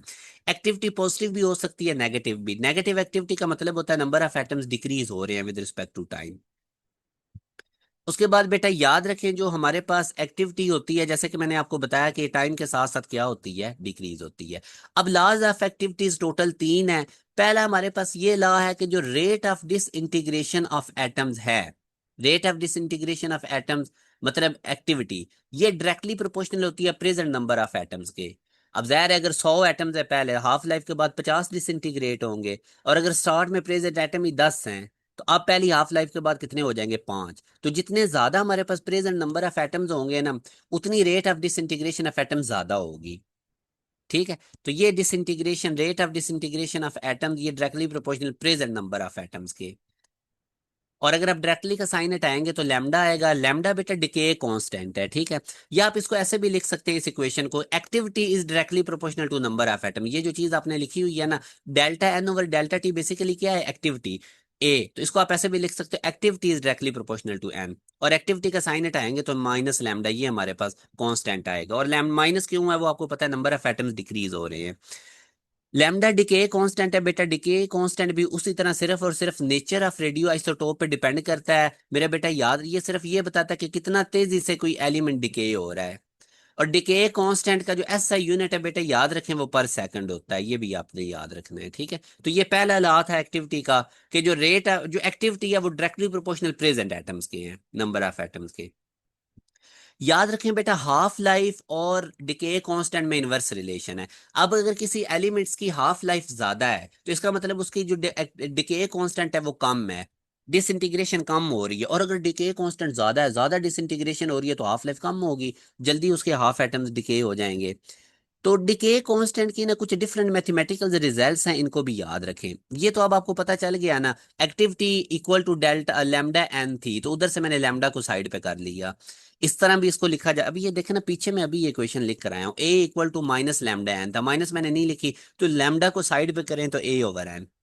ये पहला रिजल्ट, ठीक है। अब एक्टिविटी की मैथमेटिकल फॉर्म हम लिख सकते हैं, this rate of disintegration per second. Activity होती है delta N over delta T, इस तरह भी लिख सकते हैं। Rate of disintegration over number of atoms, ये रेट ऑफ डिसइंटीग्रेशन है, नीचे नंबर ऑफ एटम्स है। इस तरह भी इसको लिखा जा सकता है। या फिर एक और तरीका है, एन को ऊपर डेल्टा एन के नीचे कर दें, टाइम को नीचे कर दें, तो इस तरह भी हम ऊपर वाले रिलेशन को लिख सकते हैं। डेल्टा एन ओवर एन को कहते हैं fractional change in number of atoms over time, ठीक है। तो ये 3 रिजल्ट्स भी याद रखें, ये पूछ लेता है वो। उसके बाद लॉज ऑफ एक्टिविटीज का दूसरा जो लॉ है बेटा, वो ये था कि जो नंबर ऑफ एटम्स किसी भी इंस्टेंट पे आपने निकालने हैं ना रेडियो एक्टिव एलिमेंट के, उसका ये फार्मूला है, N T equal to E की power minus lambda T N naught. ये किसी भी टाइम पे जो आपने नंबर ऑफ एटम्स निकालने, एन नॉट उसके क्या थे, एन नॉट क्या होंगे जो उसके ओरिजिनल थे स्टार्ट में, लैम्डा डिके कांस्टेंट। मगर इसमें से न्यूमेरिकल नहीं आएगा क्योंकि ये कैलकुलेटर के बगैर नहीं हो सकता, ये वैसे लॉ ऑफ एक्टिविटीज आपको याद होना चाहिए। हाँ, हाफ लाइफ और लैम्डा का इनवर्स रिलेशन है 0.693 ओवर लैम्डा, ये मैंने आपको बताया, और 0.693 को हम 0.7 लिखा करेंगे। तो ये बेटा 3 एक्टिविटीज के लाए, 2 ये और एक मैंने आपको स्टार्ट में बताया, जो एक्टिविटी डायरेक्टली प्रोपोर्शनल है प्रेजेंट नंबर ऑफ एटम्स के। तो ये 3 लॉज आपने याद रखने हैं। अब इसमें से मैं आपको कुछ क्वेश्चंस करवाता हूँ। ये इसमें 214, इसका डिके कांस्टेंट उसने बता दिया है, हाफ लाइफ पूछ रहा है। तो डिके कांस्टेंट और हाफ लाइफ का क्या रिलेशन था, ये मैंने आपको बताया। तो 0.693 को मैंने कहा था 0.7 लिख लेना है। तो यहां से हम जरा वैल्यूज प्लग इन करते हैं, लैम्डा का वैल्यू पुट करें 4.3 10 की पावर 3। ये भी पॉइंट है, ये भी 4 पॉइंट, इसको आप इग्नोर करें। 7 को 43 कंसिडर करें तो 7 6 आर 42, तो ये 1/6 और 10 की पावर 3 ऊपर जाके 10 की पावर -3। 1 को 6 से डिवाइड करें, ये कोई मुश्किल नहीं होता, 1 को इधर रखें, 6 से डिवाइड करें, पॉइंट लगाएं, जीरो लगाएं, तो उसको सॉल्व करेंगे तो 0.16 आएगा। 7 10 की पावर -3, इसको साइंटिफिक नोटेशन में कर लें, 1.6 10 की पावर -4 आंसर आ गया। ठीक है, इस तरह से इनको डील करना है। या इस तरह क्वेश्चन आ सकता है, स्ट्रोंशियम 90, इसके उसने नंबर ऑफ एटम्स बता दिए, देखिए कांस्टेंट बता दिया, एक्टिविटी पूछ रहा है। अगेन सिंपल सा क्वेश्चन है, मैंने आपको एक्टिविटी का बताया था, माइनस लैम्डा एन है, मगर एक्टिविटी के फार्मूले में माइनस लगाना है। एक्टिविटी कैन भी पॉजिटिव और नेगेटिव, ठीक है, कैलकुलेशन करते हुए।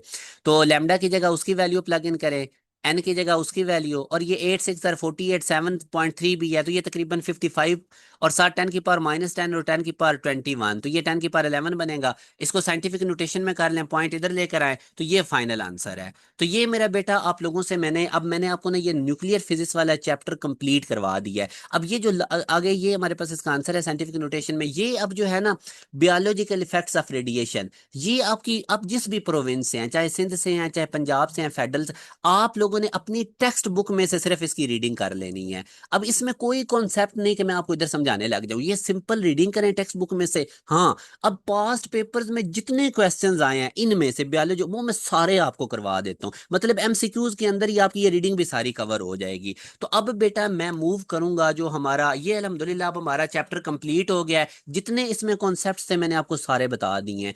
अब मैं आपको आज तक के जितने भी प्रोविंसेस में एमडी कैट के न्यूक्लियर फिजिक्स में से एमसीक्यूज आए हैं ना, वो अब मैं आपको सारे ए टू जी करवाने लगा हूं। उसमें मतलब मैं स्टार्ट इधर से बायोलॉजिकल रेडिएशन और इनसे करूंगा। आप लोगों ने बेटा फुल एक्टिव हो जाना है, इन लेक्चर्स को खुद भी देखा करें, इनको लाइक किया करें, वीडियोस को दोस्तों के साथ शेयर किया करें। अब आप देख सकते हैं कितनी क्वालिटी हम आप लोगों को totally free of cost provide कर रहे हैं। तो इंशाल्लाह आप लोगों ने डॉक्टर बन के और अपने रिजल्ट्स हमारे साथ शेयर करने हैं। जब आप एमडी कैट का पेपर देकर आए, आप लोगों ने अपने मार्क्स हमारे साथ शेयर करने हैं। मेरा व्हाट्सएप नंबर आपको पता है, चैनल के ऊपर गिवन भी है, वहां से भी आप देख सकते हैं। ठीक है, तो मार्क्स आपने शेयर करने नहीं भूलने आप लोगों ने।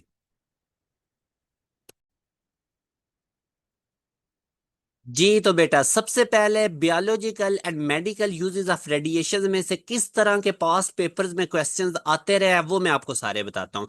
एक चीज मेरे बेटा आप लोगों ने याद रखनी है कि ये टोटली इंफॉर्मेशन बेस है। आप लोगों का जो भी प्रोविंस है आप लोगों ने अपनी टेक्स्ट बुक की रीडिंग कर लेनी है, और जो भी क्वेश्चंस आए हैं वो मैं अभी आपको बता देता हूँ। जैसे इस क्वेश्चन में वो पूछ रहा है कि radioisotopes are use to find out what happens in many complex chemical reactions and how they, तो यहाँ पे अब प्रोसीड आएगा। बुक की लाइन है कि ये जो कम्प्लेक्स केमिकल रिएक्शंस होते हैं वो कैसे हैपन हो रहे हैं, किस तरह से प्रोसीड हो रहे हैं, तो ये हमें सारी इंफॉर्मेशन रेडियो आइसोटोप से मिलती है। तो ये मेरे बेटा सारे अब बुक लाइंस के हैं। अब जिस तरह ये फाइल बैच में वो कह रहा है use to monitor radiation received by workers in nuclear facilities, तो वो ये वाले पर ये वाला डोसीमीटर इंस्ट्रूमेंट यूज होता है डियर स्टूडेंट फाइल बैच के अंदर। अब इसी तरह नेक्स्ट क्वेश्चन में वो कह रहा है कि जो कोबाल्ट 60 है वो किसका सोर्स है, तो याद रखें ये गैमा रेज का सोर्स है। मेरे बेटे ये सारे इंफॉर्मेशन बेस एमसीक्यूज हैं, लाजमी आप लोगों ने बुक लाइंस अपनी पढ़ लेनी है। अब जैसे वो कह रहा है the circulation of the blood can be studied by using, तो ये जो सर्कुलेशन ऑफ ब्लड होती है ना डियर स्टूडेंट्स, ये रेडियो एक्टिव सोडियम 24 को स्टडी करते हुए हम इसको यूज करते हुए हम इसको स्टडी करते हैं। कोबाल्ट 60 के बारे में वो कह रहा है डियर स्टूडेंट्स के ये कहाँ पे यूज होता है, तो आप लोगों ने याद रखना है ये जो ट्यूमर मेलिग्नेंट टिश्यूज जो होते हैं उनकी क्योर के लिए ये इस्तेमाल होता है। आगे वो कह रहा है जो रेडियो एक्टिव आयोडीन 131 है is use to combat cancer of, तो ये डियर स्टूडेंट्स याद रखे थायराइड ग्लैंड के कैंसर में यूज होती है। For skin cancer which of the following can be use, तो वो फास्फोरस 32 है हमारे पास। Which of the following remedies can reduce radon level inside the building, तो ये डियर स्टूडेंट्स आप लोगों ने याद रखना है कि इंक्रीजिंग वेंटिलेशन जब हम करते हैं तो हमारे पास जो इसका रेडॉन लेवल होता है इनसाइड बिल्डिंग उसको हम क्या कर सकते हैं, रिड्यूस कर सकते हैं। वो वाला food which contain mostly which type of radio active substance, तो डियर स्टूडेंट पोटासियम 40 और कार्बन 14, ये हमारे पास जो है रेडियो एक्टिव सब्सटेंसेस इनके अंदर होते हैं, तो both A and B. Which of the following are used in the medical field, तो tracer Wilson cloud chamber solid state detectors ये सारे के सारे यूज होते हैं मेडिकल फील्ड्स के अंदर। नेक्स्ट डियर स्टूडेंट वो कहता है tracers are widely used in medicine to study the process of digestion and the way substances move about the body. तो ये डियर स्टूडेंट्स केमिकल वे है बेसिकली जिससे वो सब्सटेंसेस मूव करते हैं बॉडी में, तो ये ट्रेसर्स यूज होते हैं इनको स्टडी करने में। सारी इंफॉर्मेशन बेस्ड एमसीक्यूज है। अब ये भी आप लोगों की बुक लाइन है, experiments on cancerous cells have shown that दो sales that multiply rapidly absorb more radiation and are more easily destroyed than normal cells by ionizing radiation। so destroyed हमारे पास आएगा। Tracers are widely use in medicine to detect. तो याद रखें dear student जो tracer होते हैं ये मेलिग्नेंट ट्यूमर्स को डिटेक्ट करने के लिए यूज होते हैं। As a result of radiation induce mutation the crops. तो डियर स्टूडेंट ये तमाम के लिए इंप्रूव प्लांट स्ट्रक्चर के लिए और मोर रेजिस्टेंस टू डिजीजेस के लिए और have given better yield and grain quality. तो ये तमाम के लिए यूज होते हैं हमारे पास, ठीक है।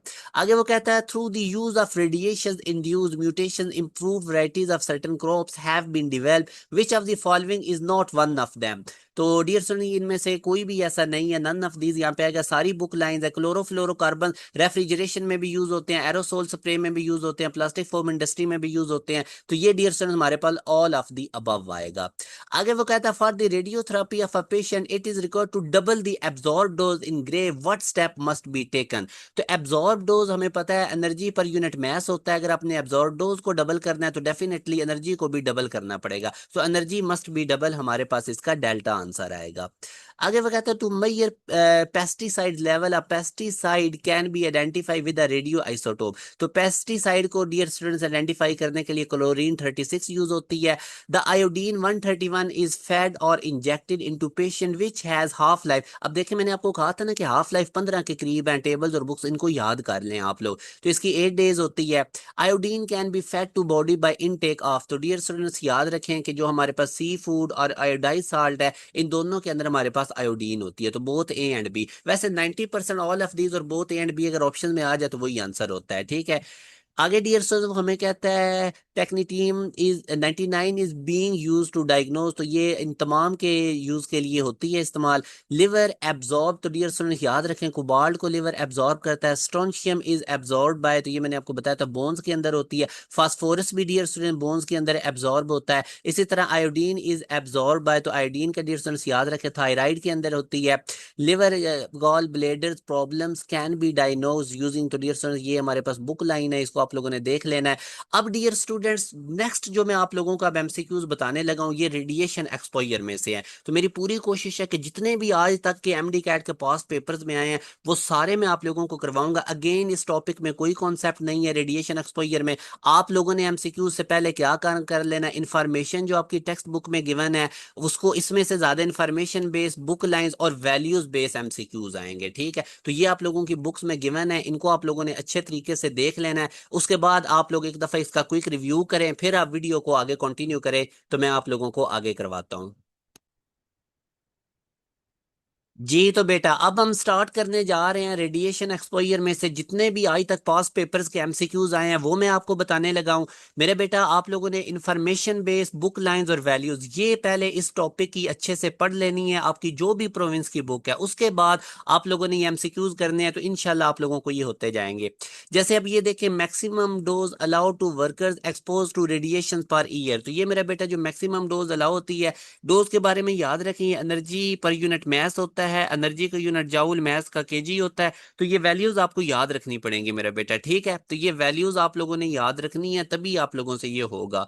तो 50,000 मिली साइवर्ट इसको वैल्यूज चाहिए होती है वर्कर्स को, ठीक है। मैक्सिमम डोज जो अलाउ होती है उनको पर ईयर। तो ये आप लोगों ने मेरा बेटा टेबल वैल्यूज ये सारी चीजें आप लोगों ने अपनी फिंगर टिप पे रखनी है। मैं डायरेक्ट आप लोगों के सामने एमसीक्यूज रख रहा हूं ताकि आपको पता चल जाएगा कि आप लोगों ने बुक रीडिंग कैसे करनी है। आगे नेक्स्ट आ जाता है average radiation dose from a chest X ray. तो ये मेरा बेटा हमारे पास 200 मिली साइवर्ट होती है।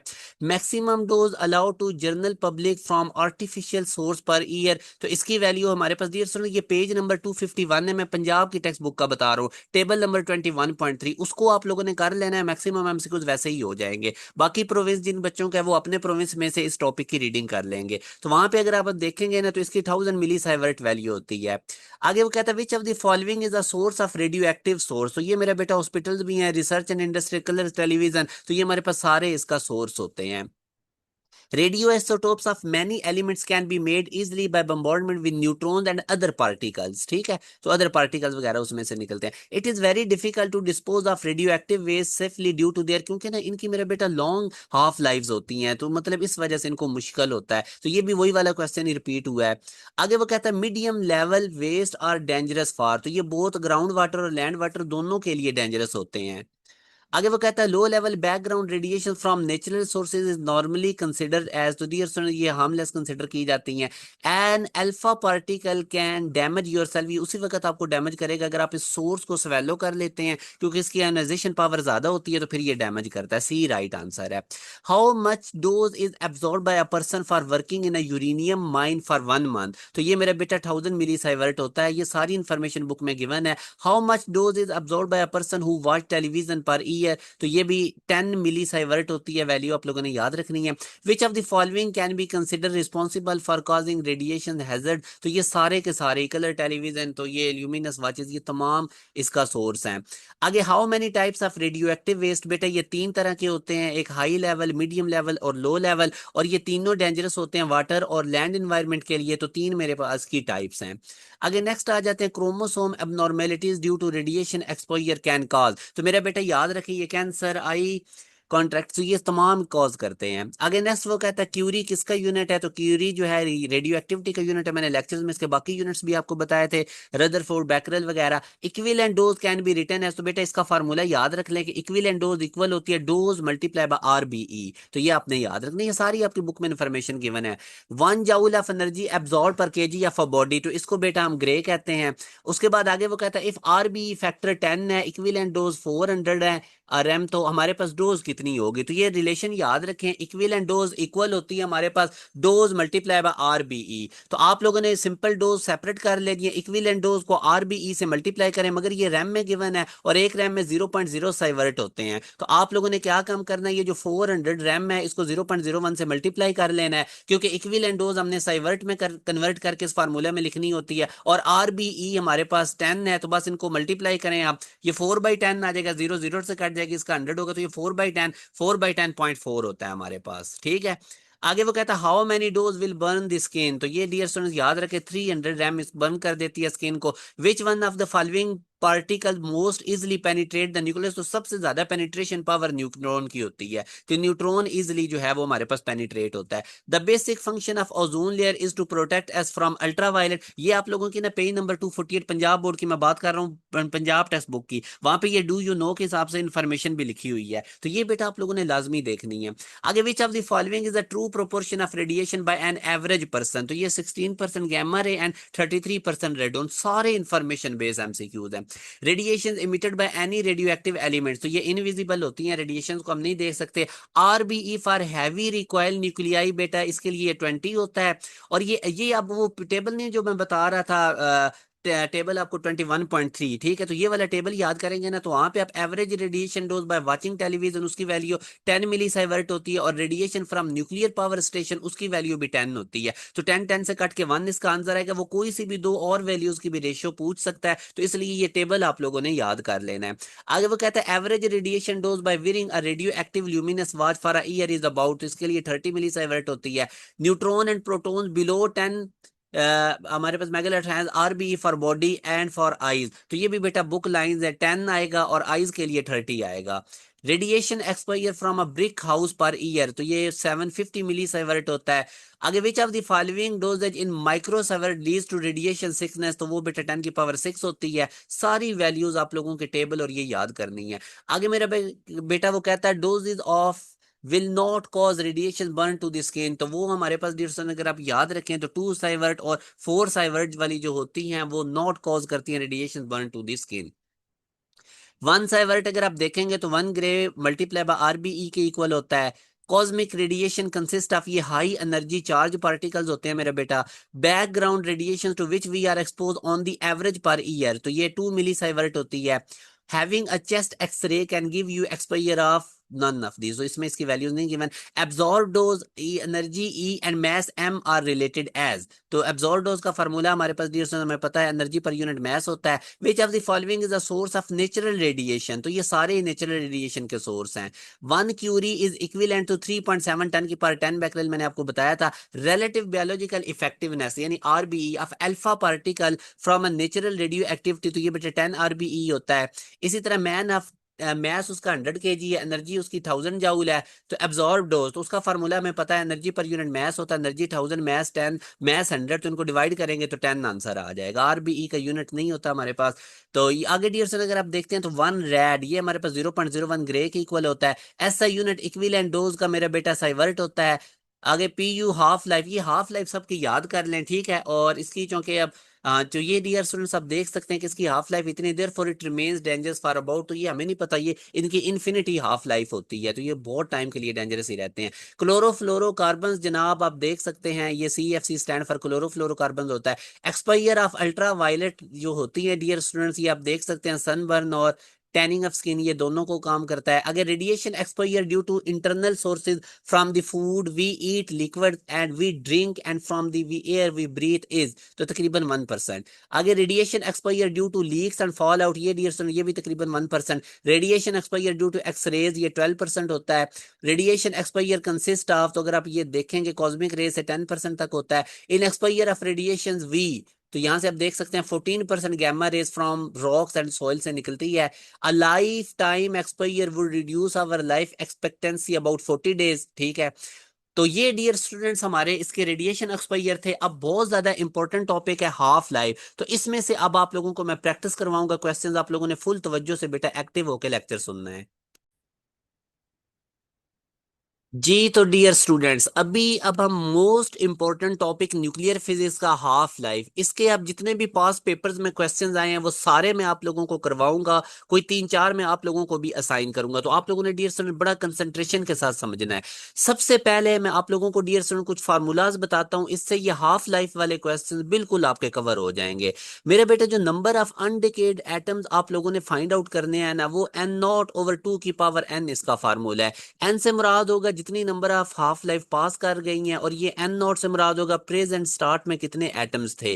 तो ये नंबर ऑफ अनडिकेड एटम्स के लिए, और इसी तरह नंबर ऑफ डिकेड एटम्स के लिए फार्मूला भी वही वाले ही है, मगर इसमें 1 - 1/2 की पावर n होगा। अगेन यहाँ पे ये नंबर ऑफ अनडिकेड एटम, ये नंबर ऑफ डिकेड एटम्स होंगे, और ये एन नॉट से मुराद इनिशियली जो प्रेजेंट हमारे पास मौजूद होंगे। तो ये दो फार्मूलाज आप लोगों ने नोट रखने। अनडिकेड एटम के लिए एन नॉट को 2 की पावर n से डिवाइड कर दें, और decade atoms number of decade atom निकालने के लिए 1 - 1/2 की पावर n को n नॉट से मल्टीप्लाई करना है। मेरे बेटा इसी फार्मूला को आप देखें जो पहले वाला है, इसमें ये जो 1/2 की पावर n है, अगर इसको मैं सेपरेट लिखूं तो इसको कहते हैं फ्रैक्शन ऑफ अनडिकेड एटम्स। और इसी तरह अगर आपने फ्रैक्शन ऑफ अनडिकेड एटम्स निकालनी है तो 1/2 की पावर n को 100 से मल्टीप्लाई कर देना है। अभी आपकी बड़ी प्रैक्टिस होगी, ये क्वेश्चंस में बड़े यूज होने, अगर आप इनको अभी समझ लेंगे। वैसे तो ये चीजें मैं लेक्चर्स में भी आपको समझा कर आया हूं, मगर अभी आप लोग अगर इसको अच्छे तरीके से समझ लेते हैं इस स्लाइड को, तो ये सारे क्वेश्चंस बड़े इजीली हो जाएंगे। इसी तरह मेरा बेटा नंबर ऑफ डिकेड एटम्स का था 1 - 1/2 की power n multiply by n not. तो इसमें से ये जो 1/1 - 1 - 1/2 की पावर n है, इसको हम कहते हैं फ्रैक्शन ऑफ डिकेड एटम। और अगर इसको 100 से मल्टीप्लाई कर देंगे तो ये परसेंटेज डिकेड एटम्स आ जाएगा। उसके बाद मेरा बेटा ये t टोटल टाइम है, ये t हाफ लाइफ है, और ये कितनी नंबर ऑफ हाफ लाइफ गुजर जाएंगी। तो ये जो टोटल टाइम ये इक्वल होता है n into half life, t से हमारा टोटल टाइम, और अगर आप लोगों ने n निकालना है स्मॉल n, तो टोटल टाइम को हाफ लाइफ से डिवाइड कर दें। तो ये वाली स्लाइड्स के फार्मूलाज एक दफा देख लें। ये मेरे बेटा अनडिकेड एटम्स का फार्मूला है, और ये डिकेड एटम्स का, ठीक है। तो अब आप लोगों को मैं बताता हूं, अगर वो 3/4 या 7/8 इस तरह करके वैल्यूज दे रहा है, तो इसका मतलब वो फ्रैक्शन की बात कर रहा है। तो अगर फ्रैक्शन के लिए अनडिकेड एटम्स होगा तो ये वाला फार्मूला, डिकेड एटम्स के लिए होगा तो ये। बहरहाल अभी हम प्रैक्टिस करते हैं पास्ट पेपर के क्वेश्चन से। तो पहला क्वेश्चन है, a radio isotope has a half life of 5 years. तो हाफ लाइफ कितनी आ गई मेरा बेटा, 5 ईयर्स हमारे पास, ठीक है। और उसके बाद the fraction of the atoms of this material that would decay in 15 year. अब नंबर ऑफ डिकेड एटम्स का बेटा फ्रैक्शन ऑफ डिकेड एटम्स का मैंने आपको ये फार्मूला बताया है। अभी अगर मैं आपको पीछे लेकर जाऊं तो आप देखें, मैंने अभी आपको बताया था कि फ्रैक्शन ऑफ डिकेड एटम्स अगर वो पूछेगा तो ये वाला फार्मूला है, ठीक है, 1 - 1/2 की पावर एन। तो अभी वो हमसे यही पूछ रहा है कि the fraction of the decade of this material. तो फार्मूला हमारे पास मेरा बेटा ये है, फ्रैक्शन ऑफ डिकेड एटम्स निकालने के लिए आपको एन चाहिए, ठीक है। अब यहाँ पे आप देखें हाफ लाइफ आपको कितनी गिवन है, 5 ईयर्स, और टोटल टाइम आपको कितना गिवन है, 15 ईयर्स। तो स्मॉल एन मेरा बेटा कैसे निकल जाएगा, ये वाला फार्मूला अभी मैंने आपको बताया था। तो स्मॉल एन को सेपरेट करें, टोटल टाइम को आप हाफ लाइफ से डिवाइड करें तो एन की वैल्यू 3 आ गई। वो एन की वैल्यू 3 इसके अंदर पुट करें तो 1 - 1/2 की पावर 3, ये 1/8 बनेगा। 1 में से 1/8 को माइनस करेंगे मेरा बेटा, तो ये मेरे पास 7/8 फ्रैक्शन ऑफ डिकेड एटम्स आएगा। तो अब आप देख सकते हैं कि अगर आप लोगों को ये वाली स्लाइड्स अगर आप लोगों ने अच्छे से कर ली, जो कि मैं और आप लोगों के सामने क्लियर करता हूं, ये आप लोग फार्मूलाज मेरा बेटा देख लें, इनका स्क्रीनशॉट ले लें, तो इंशाल्लाह आप लोगों को इसमें प्रॉब्लम नहीं बनेगा। हाफ लाइफ वाले आप लोगों के क्वेश्चन सॉल्व हो जाएंगे, ठीक है। ये वाले अब आप लोग अच्छे तरीके से देख लें। अब हम नेक्स्ट क्वेश्चन की तरफ मूव करते हैं, ये तो हम कर गया था। अब यहां से देखें, अ sample of a radio active substance has 10⁻⁶ nuclei, ठीक है। तो स्टार्ट में ये एन नॉट उसकी प्रेजेंट वैल्यू, उसकी हाफ लाइफ भी उसने बता दी है। Number of nuclei that will be left after, अब यानी अनडिकेड एटम जो लेफ्ट होंगे वो वही है ना, number of undecayed atoms. Total time भी उसने बता दिया है। तो आप अब देख सकते हैं ये ओरिजिनल प्रेजेंट वैल्यू है हमारे पास, इसको हम एन नॉट कहेंगे। और नंबर ऑफ अनडिकेड एटम्स का फार्मूला मैंने आपको भी बताया था, n0/2 की पावर n, ठीक है। डिकेड का भी हमने पढ़ा था 1 - 1/2 की पावर एन, ठीक है। तो मगर अनडिकेड के लिए ये होगा। तो यहां से अब बेटा आप देख सकते हो, सबसे पहले आपको एन की वैल्यू चाहिए, एन नॉट तो उसने बता दिया, ये स्मॉल एन चाहिए। तो स्मॉल एन का भी हमने निकालना, मैंने आपको बताया था कि टोटल टाइम को हाफ लाइफ से डिवाइड कर दें। अब टोटल टाइम आप लोगों के पास कितना है, 10 सेकंड, और हाफ लाइफ कितनी है, 20 सेकंड। तो 10 को 20 से आप डिवाइड करेंगे तो 1/2। तो एन की वैल्यू 1/2 इधर इस फार्मूला में पुट करें इसके अंदर। तो ये आप देखें, ऊपर एन और 10⁻⁶ है, और ये 2 की पावर एन यानी 2 की पावर 1/2, और ये 2 रूट होता है बेसिकली 2 की पावर 1/2, और 1/2 अंडर रूट की वैल्यू होती है 0.7, और साथ आ जाएगा 10⁻⁶। तो ये आप देख सकते हैं मेरा बेटा, इसको आप अगर 7 पॉइंट भी 10⁻⁵ लिख सकते हैं, अगर आप इसको साइंटिफिक नोटेशन में करेंगे तो beta is the right answer. Next question में वो कहता है, the percentage of the original quantity of a radio active material left undecayed after 5 half life, 5 half life के बाद कितनी लेफ्ट होगी। तो अभी मैंने आपको बताया था कि परसेंटेज अनडिकेड एटम्स का बेटा ये वाला फार्मूला होता है, 1/2 की पावर एन को 100 से मल्टीप्लाई करेंगे। पहली स्लाइड देख लें, इंशाल्लाह आपको प्रॉब्लम नहीं बनेगा। अब वो खुद ही बता रहा है आफ्टर 5 हाफ लाइफ, तो एन की जगह पे 5 पुट करें, तो ये 1/2 की पावर 5 32, 100 को 32 से डिवाइड करें तो आप अप्रोक्सीमेटली 3% आएगा। नेक्स्ट क्वेश्चन में बेटा वो कहता है कि हाफ लाइफ हमारे पास रेडॉन की 3.8 डेज है। इफ द इनिशियल मास ये उसका 150 mg है, N naught, then the mass remaining undecayed, again वो अनडिकेड पूछ रहा है, और टोटल टाइम 38 डेज है। तो हमें पता है नंबर ऑफ एटम्स अनडिकेड मेरा बेटा ये वाला फार्मूला है। अब आप लोगों ने स्मॉल एन निकालना है, इनिशियल तो उसने आपको बता दिया है। तो हाफ लाइफ हमारे पास 3.8 डेज है, और इनिशियल हमारे पास प्रेजेंट वैल्यू 150 mg है। एन के लिए टोटल टाइम को हाफ लाइफ से डिवाइड करें, टोटल टाइम 38 है, हाफ लाइफ 3.8 है, पॉइंट रिमूव होगा, 10 ऊपर चला जाएगा, 380 मल्टीप्लाई बाय 38 करेंगे तो 10 आएगा। अब ये जो एन की वैल्यू 10 है ये इधर पुट करें, और एन नॉट की जगह 150। तो आप लोग मेरे बेटा इस पे कैलकुलेशंस करेंगे, 2 की पावर 10 1024, इसकी कटिंग करेंगे तो 0.15 आंसर आएगा, जो कि हमारे पास बीटा ऑप्शन में मौजूद है। नेक्स्ट क्वेश्चन में मेरा बेटा वो कह रहा है, radio active substance has a half life of 8 month, half life कितनी है, 8 month, 3/4 of the substance decay. अब ये फ्रैक्शन ऑफ डिके पूछ रहा है, जो 3/4 उसने दी है ना, और फ्रैक्शन ऑफ डिके का मैंने बेटा आपको बताया था फार्मूला, पहले तो आप हाफ लाइफ लिख लें। उसके बाद बेटा देखें, फ्रैक्शन ऑफ डिकेड एटम्स का था 1 - 1/2 की पावर एन, ठीक है। तो यहां से अब आप देख सकते हैं एन आपको चाहिए। तो एन बेटा निकालने के लिए, या फ्रैक्शन ऑफ अनडिकेड जब उसने दी हुई है, ये आप देखें ना, फ्रैक्शन ऑफ डिकेड 3/4 उसने बता दिया है, फ्रैक्शन ऑफ डिकेड उसने बता दिया 3/4, तो फ्रैक्शन ऑफ डिकेड की जगह 3/4, आगे ये 1 - 1/2 की power N as it is, ये उधर जाके 1/2 एन प्लस हो जाएगा, और 3/4 1 में से आके माइनस हो जाएगा। तो अब आप बेटा इसको सॉल्व करें, 1 - 3/4 करेंगे तो 1/4 आएगा। अब 4 को मैं लिख सकता हूँ 2 स्क्वायर, इधर मैं 4 की जगह पे क्या लिख सकता हूँ, 2 स्क्वायर। तो बेस सेम है, ये बेस सेम है 2 2, तो एन की वैल्यू कितनी आ जाएगी 2। तो यहाँ से जो एन की वैल्यू 2 आई है वो मैं इधर पुट करके इस फार्मूला में, तो यहाँ से बस हमारे पास फ्रैक्शन ऑफ डिकेड एटम्स आ जाएगा। ठीक है मेरा बेटा। उसके बाद अगर आपसे वो पूछ रहा है कि उसने आप लोगों से बेसिकली पूछा है 3/4 of the substance will decay, time वो आपसे पूछ रहा है। ठीक है, तो ये तो क्योंकि उसने आपको बता दी थी फ्रैक्शन ऑफ डिकेड एटम 3/4, तो यहाँ से हमने एन निकाला। अब कितने टाइम में 3/4 डिके होगा, तो वो टोटल टाइम आपने निकालना है, एन को मल्टीप्लाई कर दें हाफ लाइफ से। तो एन कितना था हमारे पास, अभी निकाला था 2, और हाफ लाइफ कितनी है 8, इनको मल्टीप्लाई करेंगे तो 16 मंथ।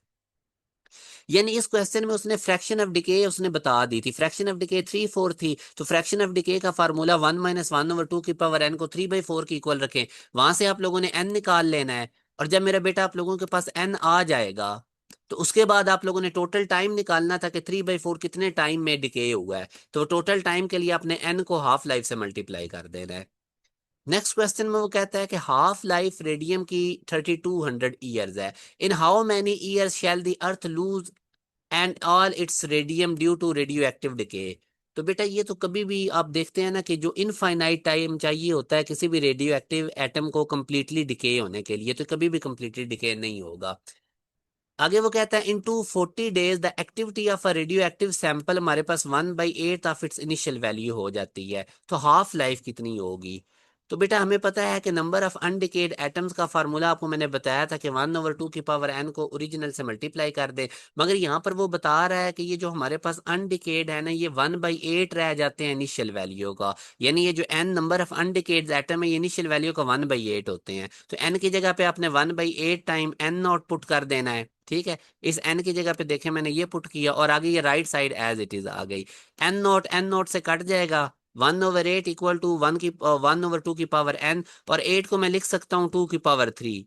अपने नीचे बेस 2 2 है, पावर इक्वल हो जाएंगी, तो एन की वैल्यू कितनी आ जाएगी मेरे बेटा 3। अब हाफ लाइफ हमने निकालनी है, हमें पता है हाफ लाइफ होती है टोटल टाइम ओवर एन, और एन हमने निकाल लिया 3।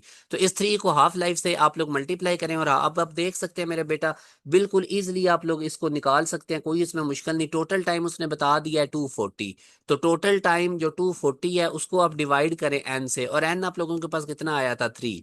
तो जब आप इनको डिवाइड करेंगे तो आप लोगों के पास हाफ लाइफ आ जाएगी, जो कि मेरा बेटा कितनी आएगी 80। ठीक है, बिल्कुल सिंपल सा क्वेश्चन था। अच्छा आगे अगर आप देखें ना, तो the half life of a radium is about 3200 year, half life दे दी है। 100 ग्राम रेडियम का एग्जिस्ट है, अभी प्रेजेंट वैल्यू है। 25 ग्राम रिमेन अनडिके आफ्टर। तो अनडिके वाला फार्मूला लगेंगे, 25 ग्राम अनडिके होगा कितने टाइम के बाद, टाइम निकालना है। तो नंबर ऑफ अनडिके एटम्स होता है n0/2 की पावर n। ठीक है मेरा बेटा, ये है अब आप लोगों के पास। और अब आप देखें number of undecayed atoms N उसने बता दिया 25, और ओरिजिनल प्रेजेंट कितना है 100। तो इनकी वैल्यूज पुट करें, इधर हमारे पास 25, ओरिजिनल 100, और नीचे 2 की पावर n। यहाँ से बेटा आप 2 की पावर n को सेपरेट करो, 125 से काट के हमारे पास 4 आएगा। तो 4 को मैं 2 की पावर 2 लिख सकता हूँ, बेस सेम है, एन की वैल्यू 2 आ जाएगी। एन मेरे पास आ गया। अब मुझे पता है कि टोटल टाइम होता है N multiply by half life. N कितना आया है 2, हाफ लाइफ कितनी गिवन है 3200, तो इनको मल्टीप्लाई कर दें तो 6400 के अंदर मेरा बेटा उसकी 25 ग्राम जो है वो अनडिके रहेगा। ठीक है, उसने टोटल टाइम ही हमसे पूछा था। अब आगे वो कहता है द बैकग्राउंड, इस तरह के दो और भी क्वेश्चंस आएंगे, वो आपने खुद कर देना है, पहला मैं आपको बता देता हूँ। The background count rate in a laboratory is 10 counts पर मिनट। ये बैकग्राउंड काउंट रेट है, रेडिएशन जो वो नोट कर रहा है। The measured count rate from a radio active source is 410। ठीक है, तो ऊपर वाला 10 बैकग्राउंड का, और जो मैयर हुआ 410, ये टोटल मिला के प्रेजेंट वैल्यू 420 हो गई। विच इंक्लूड द बैकग्राउंड, अच्छा the half life of the source भी उसने बता दी। What is the measured count rate after 10 year, 10 days, तो 10 डेज के बाद वो हमसे पूछ रहा है। ठीक है, 10 डेज के बाद हाफ लाइफ उसने बेटा हमें कितनी बता दी है उसकी, 2 हाफ लाइफ। मतलब कैसे हाफ लाइफ, आप देखें ना आपके पास कितनी है 5 डेज, तो 10 डेज के बाद पूछ रहा है वो। 5 डेज के बाद एक हाफ लाइफ, 10 डेज के बाद दूसरी हाफ लाइफ, तो इसका मतलब 2 हाफ लाइफ के बाद वो हमसे पूछ रहा है। तो ये बेटा सिंपल सा क्वेश्चन है। इनिशियल अमाउंट 420, एन नॉट मैंने आपको बता दी है। Number of undecayed atoms 2 half life के बाद कितने होंगे, उसका फार्मूला होता है n0/2 की पावर n, और एन नॉट आपको पता है 420, 410 यह था, और बैकग्राउंड की मिला के प्रेजेंट वैल्यू 420 बनी, और 2 की पावर n, एन की वैल्यू मुझे पता चल गई 2 हाफ लाइफ के बाद। हाफ लाइफ 5 है, 10 डेज बाद वो नंबर ऑफ एटम्स अनडिकेड पूछ रहा है, तो उसमें 10 डेज बाद दो हाफ लाइफ गुजर चुकी होंगी ना, पॉइंट ए के बाद एक और अगली पॉइंट ए के बाद एक, तो दो हाफ लाइफ के बाद पूछ रहा है, तो एन की जगह 2 पुट करें आप।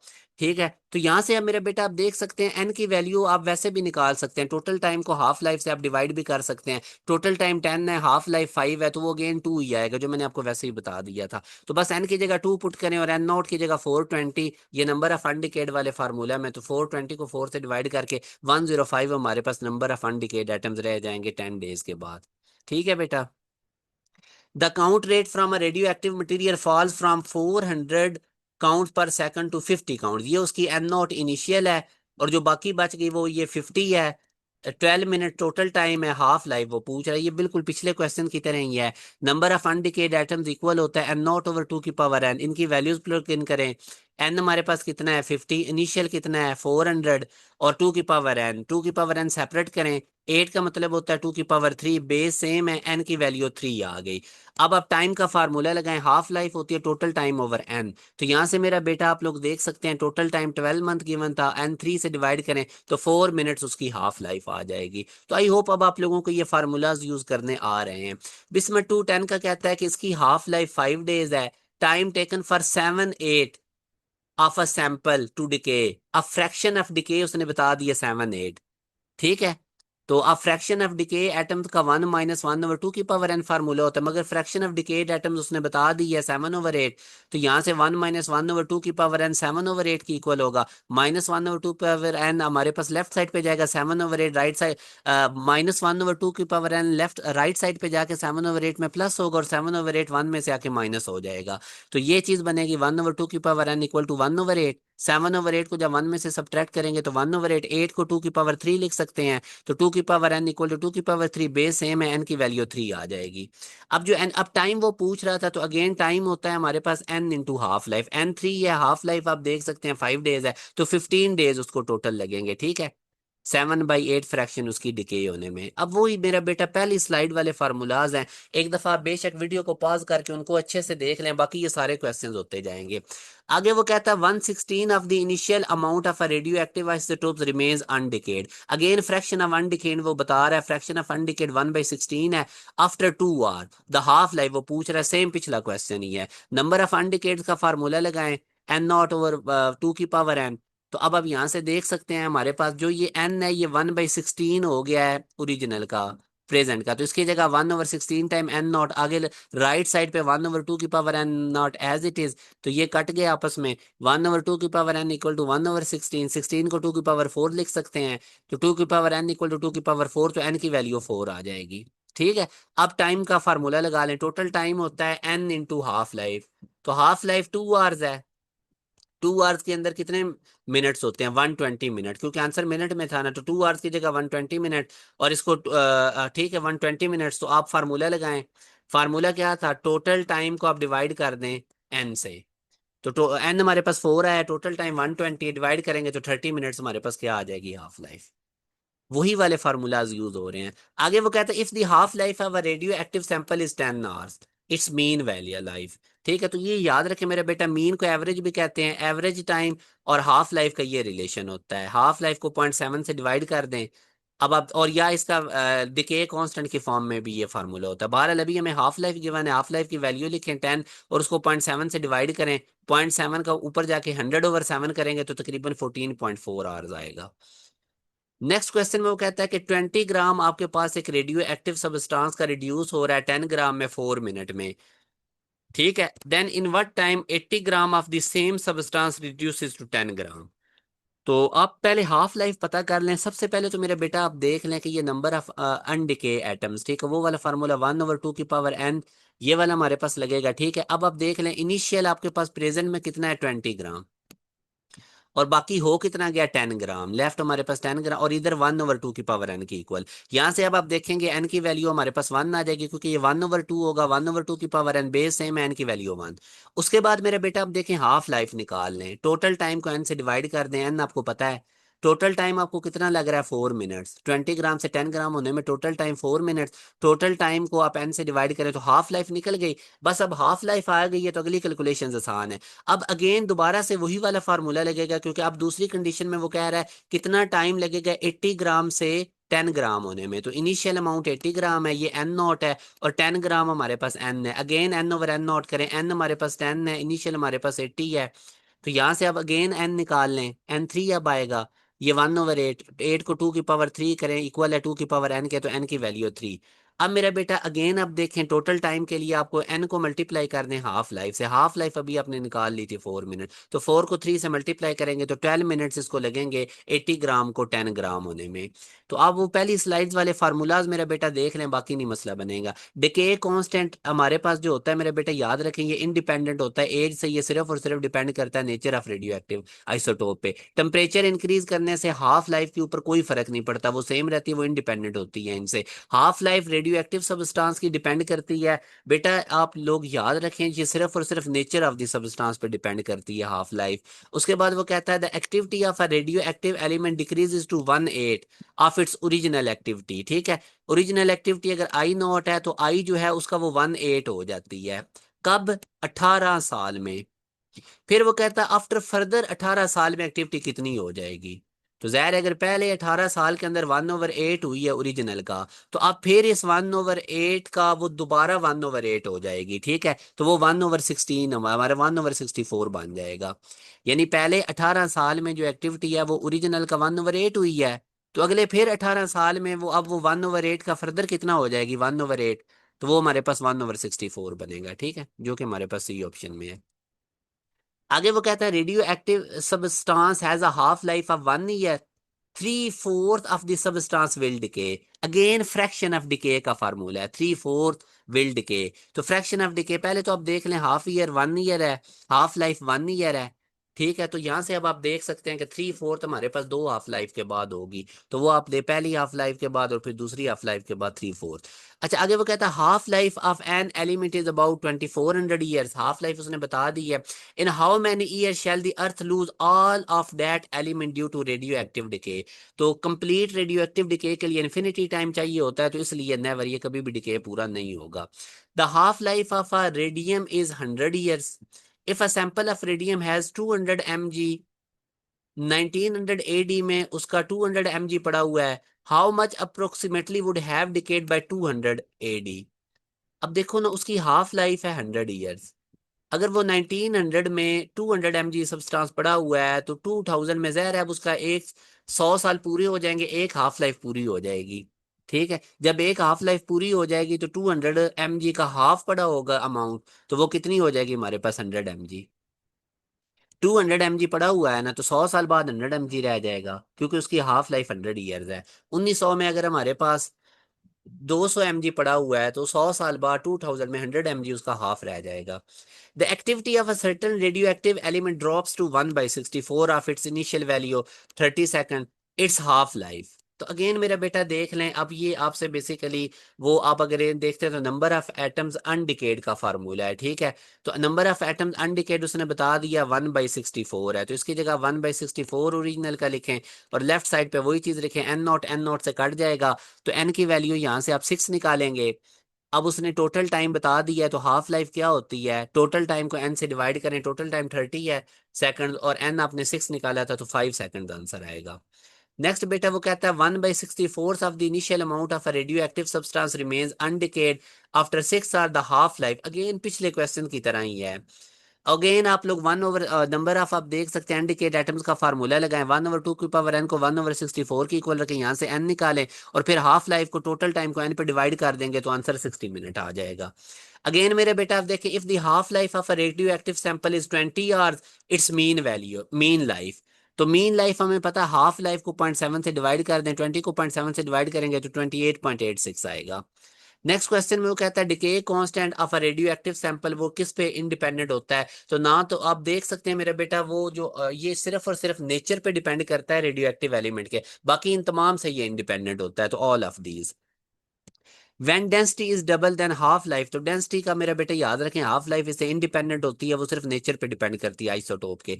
Half life of a radio active substance is independent of, तो मेरा बेटा ना तो ये टेम्परेचर पे हाफ लाइफ डिपेंड करती है, ना प्रेशर पे, ना इलेक्ट्रिक और मैग्नेटिक फील्ड पे।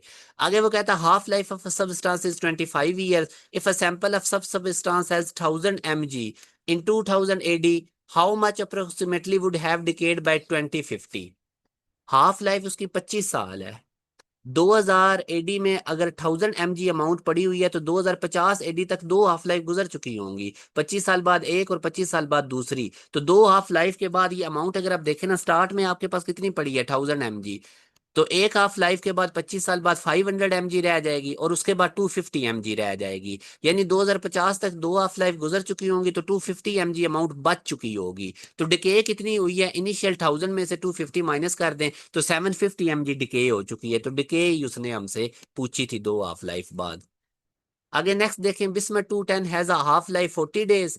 The time taken for 7/8 of a sample to decay, 7/8, ठीक है। तो अगेन अब आप देखें फ्रैक्शन ऑफ डिके हमारे पास थी 1 - 1/(1/2)n, और वो उसने फ्रैक्शन ऑफ डिके बता दिया 7/8। यहां से आप n की वैल्यू निकालेंगे 3। तो आगे उसने क्या पूछा, टाइम। तो हाफ लाइफ होती है टोटल टाइम ओवर n। तो हाफ लाइफ उसने बता दी है 40, n भी पता है। इनको मल्टीप्लाई कर दें तो 120 डेज टोटल टाइम लगेगा उसको। आगे वो कहता है radio isotope has a half life 1/2, where the fraction of the atom of this material that would decay in 3 years। तो 3 years में कितने एटम्स डिके हो चुके होंगे। तो बेटा अगेन आप देख सकते हैं हाफ लाइफ भी गिवन है, एन भी उसने बता दिया 3 years बाद। तो इनको बस आप लोग एन निकाल लो यहाँ से। टोटल टाइम आपको कितना उसने दिया है 3 years, और हाफ लाइफ कितनी है 1/2। तो ये 6 हाफ लाइफ के बाद, ठीक है।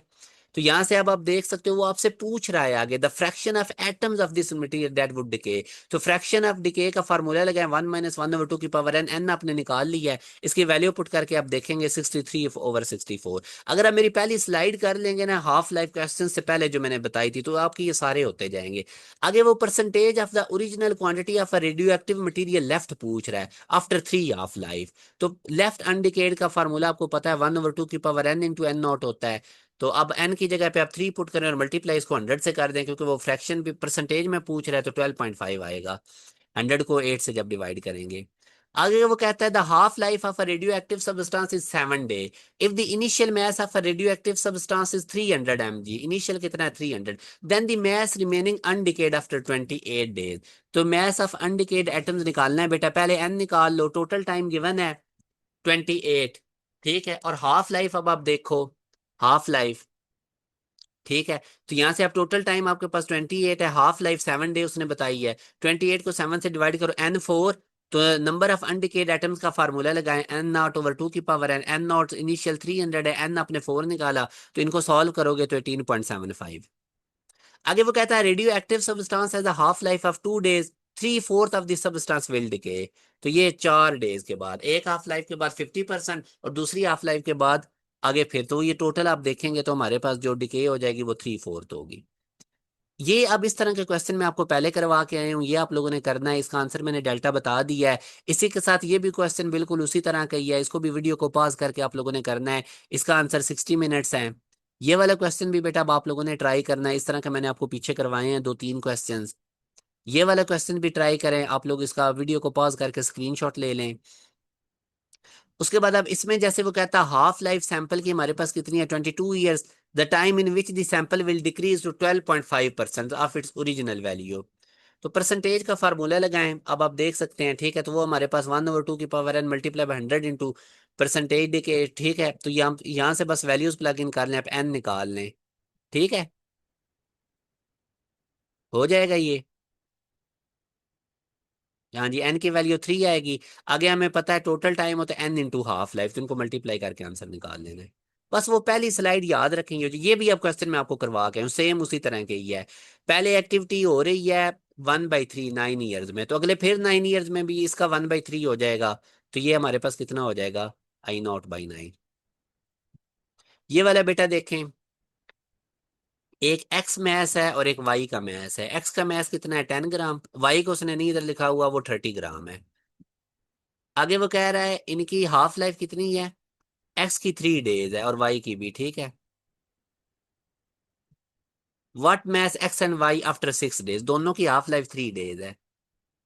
6 डेज बाद कितनी हाफ लाइफ गुजर चुकी होंगी, दो। एक तो 3 डे बाद आएगी और एक 3 डे बाद दोबारा आएगी, तो दो हाफ लाइफ के बाद। 10 ग्राम पहली हाफ लाइफ के बाद कितना हो जाएगा एक्स का, हाफ हो जाएगा इसका 5 ग्राम। अगली हाफ लाइफ के बाद इसका हाफ हो जाएगा 2.5। तो 2.5 आप देख लें, आपको सिर्फ सी में ही नजर आ रहा है, तो सी राइट आंसर है। अगर वाई की पहले अमाउंट इनिशियल 30 है ना, तो पहली हाफ लाइफ के बाद कितनी हो जाएगी 15, अगली हाफ लाइफ के बाद कितनी हो जाएगी 7.5। तो ये आई होप आपको पता चल गया है, सी।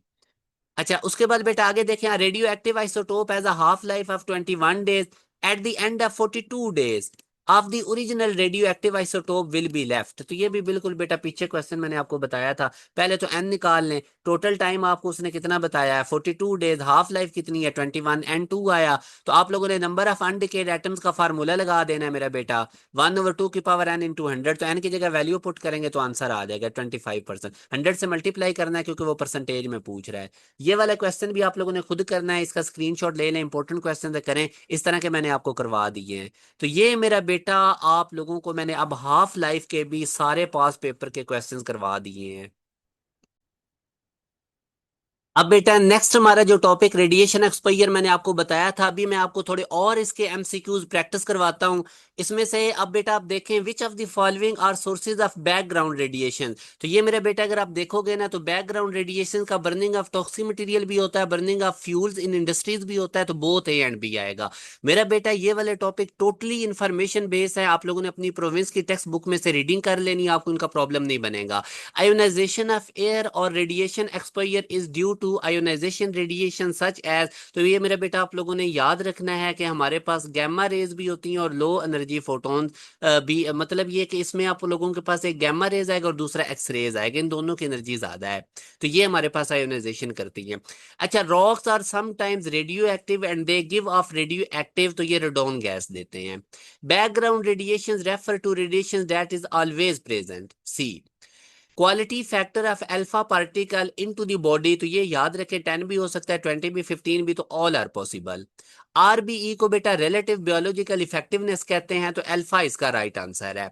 वन रेट मेरा बेटा हमारे पास 0.01 जूल/kg के इक्वल होता है। What will be the value of absorb dose, इस एब्जॉर्ब एनर्जी भी उसने बता दी और मैथ भी। एब्जॉर्ब डोज मैंने बताया था एनर्जी पर यूनिट मैस है, एनर्जी 500 है, मैस 250 है, तो 500 को 250 से डिवाइड करेंगे तो 2 ग्रे हमारे पास इसका आंसर आएगा। और इसको 2 ग्रे भी कहते हैं और इसको हम 2 जूल/kg भी कहते हैं, तो हमारे पास बोथ ए एंड सी आएगा।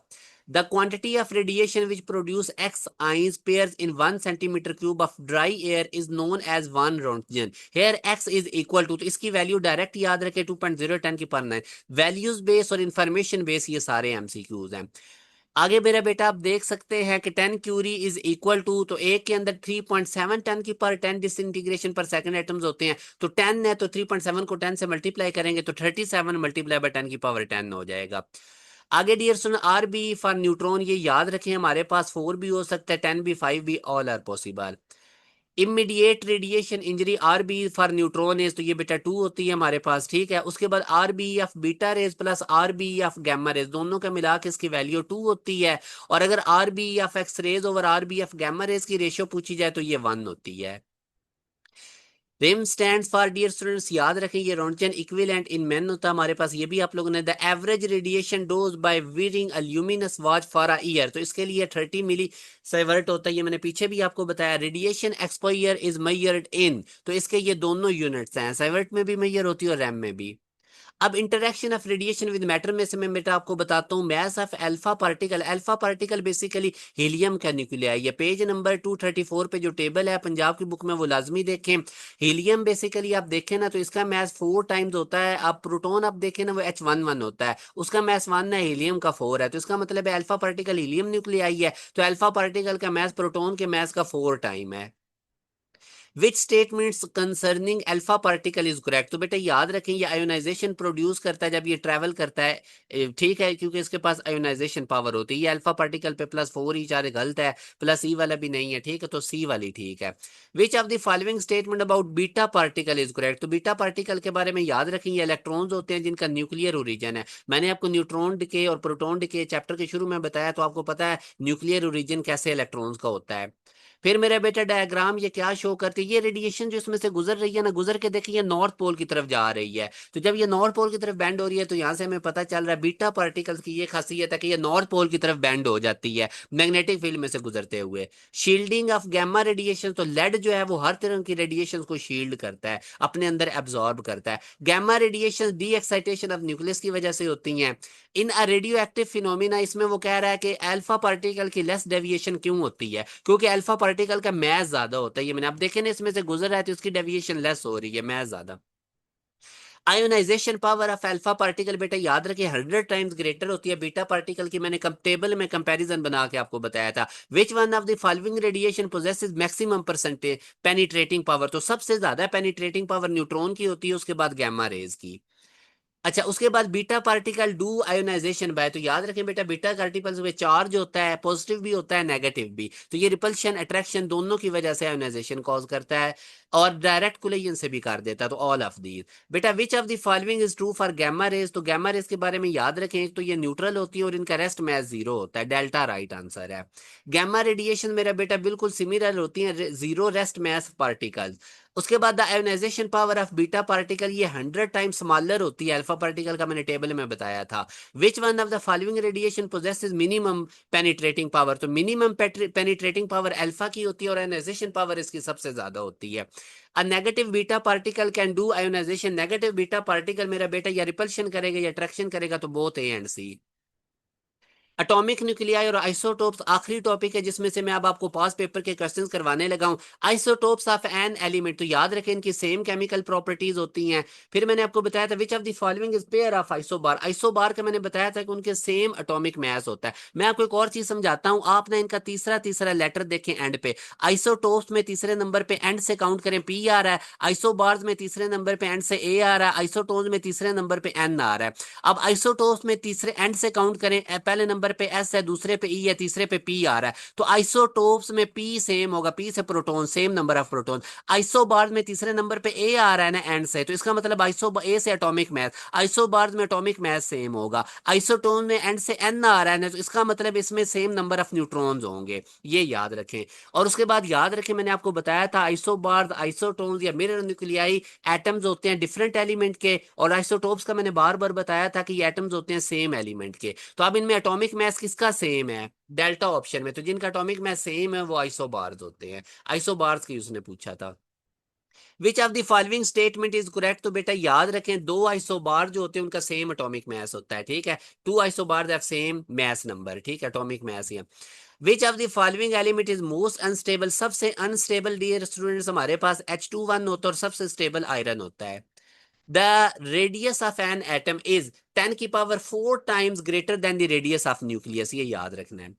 अब वैसे भी आपको पता है ना 10 की पावर -10 और 10 की पावर -14 में एटम्स और न्यूक्लियस के साइज होते हैं। यूनिफाइड मास स्केल में मास ऑफ प्रोटॉन बेटा याद रखें 1.007276 म्यू, ये आप लोगों ने इसकी वैल्यू याद रखनी है। हाइड्रोजन के मेरा बेटा तीन आइसोटोप्स होते हैं, ये आप लोगों ने याद रखने हैं। अगर आप वैसे भी देखो तो यू से मुराद हाइड्रोजन, एन से मुराद यू से मुराद हमारा यूरेनियम, एन से मुराद नाइट्रोजन, सी से कार्बन, एक्स से हाइड्रोजन, ओ से ऑक्सीजन, तो इन तीनों के मेरे बेटा तीन आप लोगों के पास आइसोटोप्स होते हैं। The nuclei of different element which have same number of neutrons, तो same number of neutrons isotones होते हैं। An element is found to be naturally radioactive, अगर उसका atomic number 82 से greater होगा। How much of the mass of an atom is concentrated in the nucleus, तो 99% nucleus में mass होता है atom का और 0.1% outside nucleus। The nucleus of H21 मेरा बेटा इसको ड्यूटेरियम कहते हैं। Which of the following element is most stable, वो आयरन है। आगे रेडियस ऑफ न्यूक्लियस ये 10 की पावर -4 होता है और रेडियस ऑफ एटम 10 की पावर -10 होता है। इनकी रेशियो लेंगे -14 में +10 करेंगे तो 10 की पावर -4 न्यूक्लियस की रेडियस ऑफ एटम के साथ रेशियो आएगी। आगे मेरे बेटे यूनिफाइड मैथ स्केल में बीटा पार्टिकल का भी मैथ याद रखें 0.00549। उसके बाद हीलियम मेरा बेटा याद रखें कि ये हमारे पास नेचुरली अकरिंग आइसोटोप्स कितने हैं, इसके तीन। How much of the mass of an atom is concentrated outside the nucleus 0.1% है, और न्यूक्लियस में 99% एटम का मास होता है। H31 को मेरा बेटा हम प्रोटियम कहते हैं। तो ये मेरा बेटा आप लोगों को मैंने न्यूक्लियर फिजिक्स का वन शॉट कवर करवा दिया, इससे ज्यादा इंफॉर्मेशन आपको कहीं भी नहीं मिलेगी। इतनी डिटेल में मैंने आपको ये चैप्टर करवाया, बिलीव में सारे पास पेपर करवा दिए हैं और लेक्चर्स के अंदर आपको तमाम कॉन्सेप्ट्स दिए हैं। इस तरह का वन शॉट आपको नहीं मिलेगा। अब इसको खुद भी देखें, दोस्तों से भी शेयर करें, चैनल के साथ कनेक्टेड रहें, इसको सब्सक्राइब करें, अपने दोस्तों के ग्रुप्स में जरूर शेयर किया करें, कॉलेज के ग्रुप में, ताकि मैक्सिमम बच्चों का फायदा हो। अपना ख्याल रखिएगा डियर स्टूडेंट्स, दुआओं में याद रखिएगा। अल्लाह हाफिज।